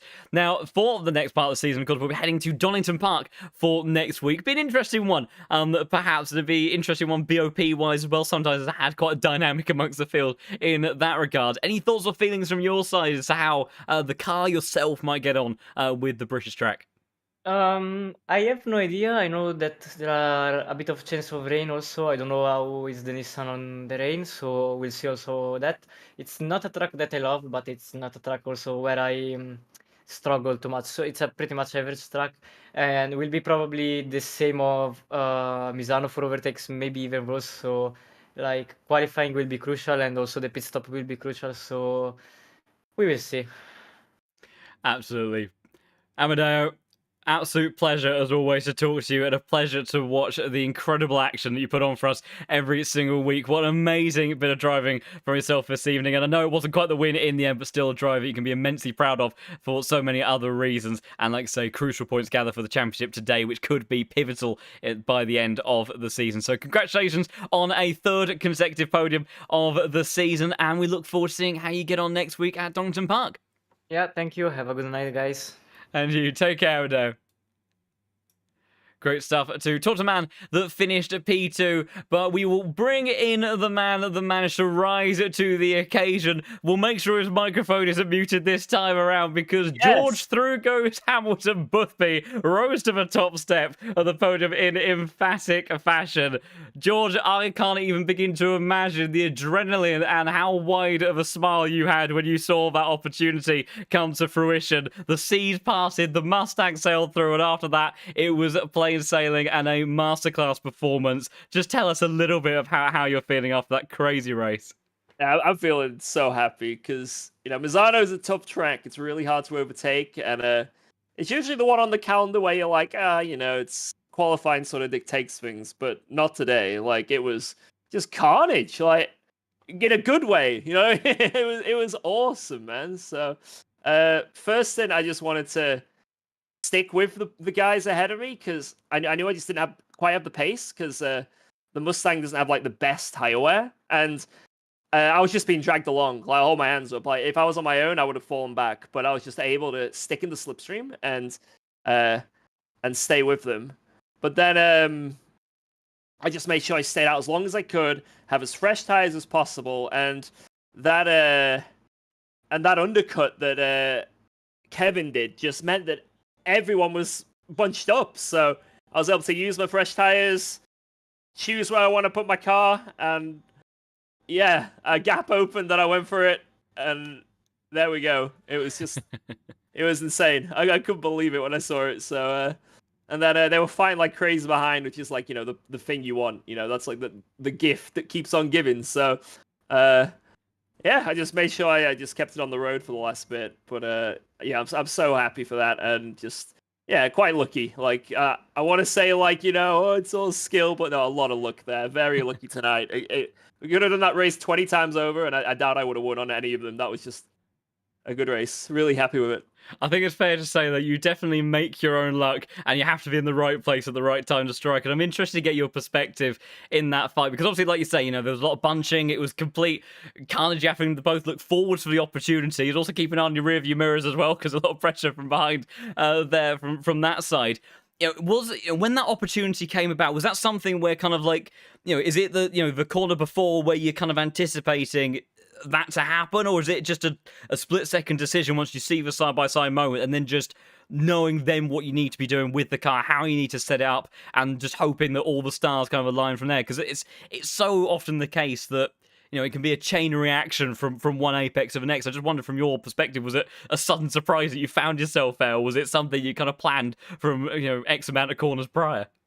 It's sort of when you're in a group, you're just waiting for someone to try a move, because if you see someone trying something, there's going to be a little bit of time lost from them, so they're going to bunch up. Like, no matter what happens, if they go side by side for a corner, they're going to be slower than if they just sent it. So you gotta try and get the momentum going in your favor. So they were already fighting a few corners before, and that meant that I closed up with them. And then when I saw two cars going to the inside into the final corner, I knew, just get a good exit. If I can get a good exit, then that's the best I can do. And if an opportunity is there, this is the best shot I can give myself. And thankfully they squeezed each other, and it meant that I just completely drove past. So a little bit. It's just obviously been lucky, but it happened. But yeah, you got to make sure that you can sort of predict where the cars are going to go to give yourself the best momentum each time.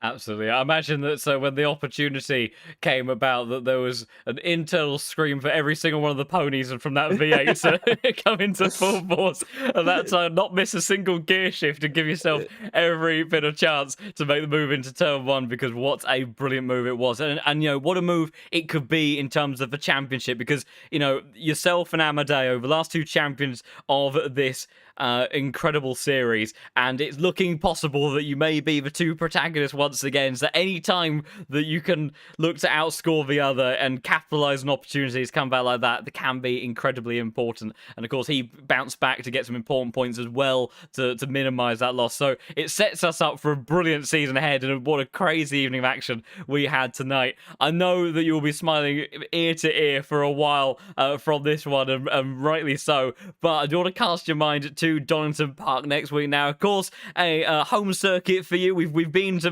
Amadeo's and a lot of our other Italian friends are at the point of the grid tonight. It's their home turf for tonight. We'll be heading to more local territory for yourself for round 4 of the season. Any thoughts or feelings for how you might be there and the Mustang as well, and whether or not it could be looking to make it 2 victories on the bounce? Donington is one of my favorite tracks. Like I say, it's my home track, and I just love driving it. But for some reason, whenever I do a race there, like a league race, I've never had a good result. I always, I don't know what it is. Like it never goes my way. So hopefully I can change that next week. I know the Mustang's pretty quick there. It does have quite a lot of BOP because of it. But yeah, hopefully we can get something to work, and hopefully we can get another good result. I'm sure this car will be all right there. Absolutely, George, and if, as always proven, and definitely by so from tonight's performance, I'm sure you will be in the thick of the action and bring us brilliant scenes throughout the evening. So, George, congratulations on an incredible race win once again to add to that ever-growing tally. Thank you so much for joining us in the comms box, and best of luck next week when we head to Donington. Thank you very much, man. Cheers. Take care, George. Bye-bye. Great stuff to talk to what, of course, is a very, very happy man in the cockpit of that Mustang from this evening, because what an absolutely incredible performance he put on. He was watching, waiting, always had it, and this is why I've always said you just could never rule him out, because if George Boothby is there, he can find a way, and he did exactly that. And absolutely, I couldn't agree more. That, for me, is a legendary race. I can't think of many other instances where we've had so many cars in the thick of the action for the race win from start to finish, a 90-minute race at that as well, just to make it ever better. Just extraordinary. So also a big thank you to all of you for your votes to giving us Misano and this historical evening, because I wouldn't have had it any other way, and quite clearly showed me up for my vote towards Paul Ricard. But we'll move on from that. But good job all. Incredible stuff from all of that. And am I aware of that? Yes. Yes, I am. I haven't made mention of it to him directly, but yes, I am. I became aware of it, I think, a few months ago. I don't know if it's still going, but I do. I appreciate George's not just calmness and under pressure and composure in the races, but the way he is also able to conduct those interviews as well. And I look to keep it that way. But so many reasons to be happy from tonight's racing action and goodness. We will look to take a look through those results from this evening's crazy race here at Misano, and have a look at where everyone ended up. Now, of course, there could be changes to this if Tinko, for example, does get his penalty removed, but provisionally it is Boothby, Castorino, and Tadai that round out the podium with Delfanta, Ayamalo, Gaskell, Campanella, Burnt, Hosseini, Yonkers, Van der Velde, Tajdain, Walsingham, Tansver, Hacker, and Vassner to the end of your top 15. And then making up the second batch of those 15 cars is O'Sullivan, Brenham, Minar, Stewart, Rauch, Martins, Foch, Velikolepowski, Lawrence, Bayich, Felder, Proel, and Kobath, Van Rossum, Schneckenberger, and Barrier, who were all a lap down by the end of that race, went to show certainly the crazy action that we had in that one. And then those that finished a little bit further down, Frey, Duran, and I think your DNS from the evening of Price, Buzov, Tillich, Schade, and Faulkner. But whilst Misano may have claimed some victims, what it certainly did do is provide us an incredible evening of action. The Pro Series always does.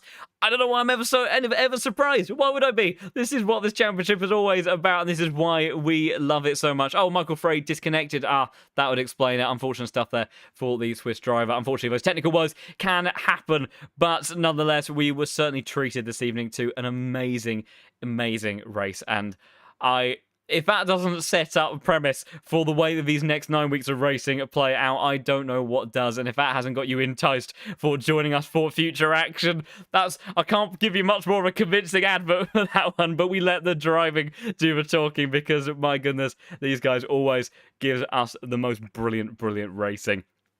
Thank you so much for all the amazing support this evening. And if you haven't already, do look to give a channel a follow if you want to stay in touch with all of the amazing action to come over the next series of weeks, because boy, it will be just like that and you will not want to miss any of it. If you've enjoyed all of that action, you want to catch up on anything that you may have missed or see how a championship has played out so far, you can also catch up with all the races on the LFM YouTube channel as well. You can subscribe on that. If you also want to show a little bit of extra generosity to the hidden heroes that make all of this possible, then you can also subscribe here on the Twitch channel, whether it be your Prime subscription or whatever. And a big thank you to those that do that. It does make an immense difference, and it is all very, very much appreciated. But thank you just so much for all the kind words, all the amazing support, and having you wonderful bunch here to join me each and every week. If, though, whilst you have relished in what Misano has presented tonight, but also fancy getting behind the wheel yourself and trying your hands at the world of ACC and GT3 racing, then you can head over to the lowfuelmotorsport.com website, get yourself a license, and you can work your way up through the ranks and compete in championships like the Pro Series, or you can do the likes of daily racing, endurance, so much other stuff to get stuck into and enjoy. And of course, if ACC isn't quite your cup of tea, you can also head over to the OG or Assetto Corsa. Possibly, we will see. Of course, we've had a lot of news of AC Evo recently over at Sim Expo, looking incredible, so I cannot wait to see where that takes place. But for the time being, the original and absolutely beautiful platform that is AC, you can get stuck into loads of fun stuff with that, whether it's MX-5s or prototype sports car racing, single-seaters. There's so much to enjoy over there as well. If you do want to be part of this amazing growing community, there is a ridiculous amount of you, but we love each and every single one of you. You can also join the Discord server as well, learn about all great things virtual and real racing, make some friends. You'll be welcomed in with open arms. You can also share pictures of your dogs and cats as well. We're a friendly bunch, and we would love to have you in there. But after an incredible evening of monumental action here at Misano, that is tonight's action coming to an end as we end the first quarter of this wonderful 16th season of the Case King Pro Series. We'll be heading to Donington Park for the 4th round of the championship. 3 different winners in many races, and the action is just getting better every single week that we go racing. So Lord only knows what we are in treat for at Donington, but do not miss it. So thank you everybody so much for watching. Look forward to having you all there next week. And until then, it's goodbye.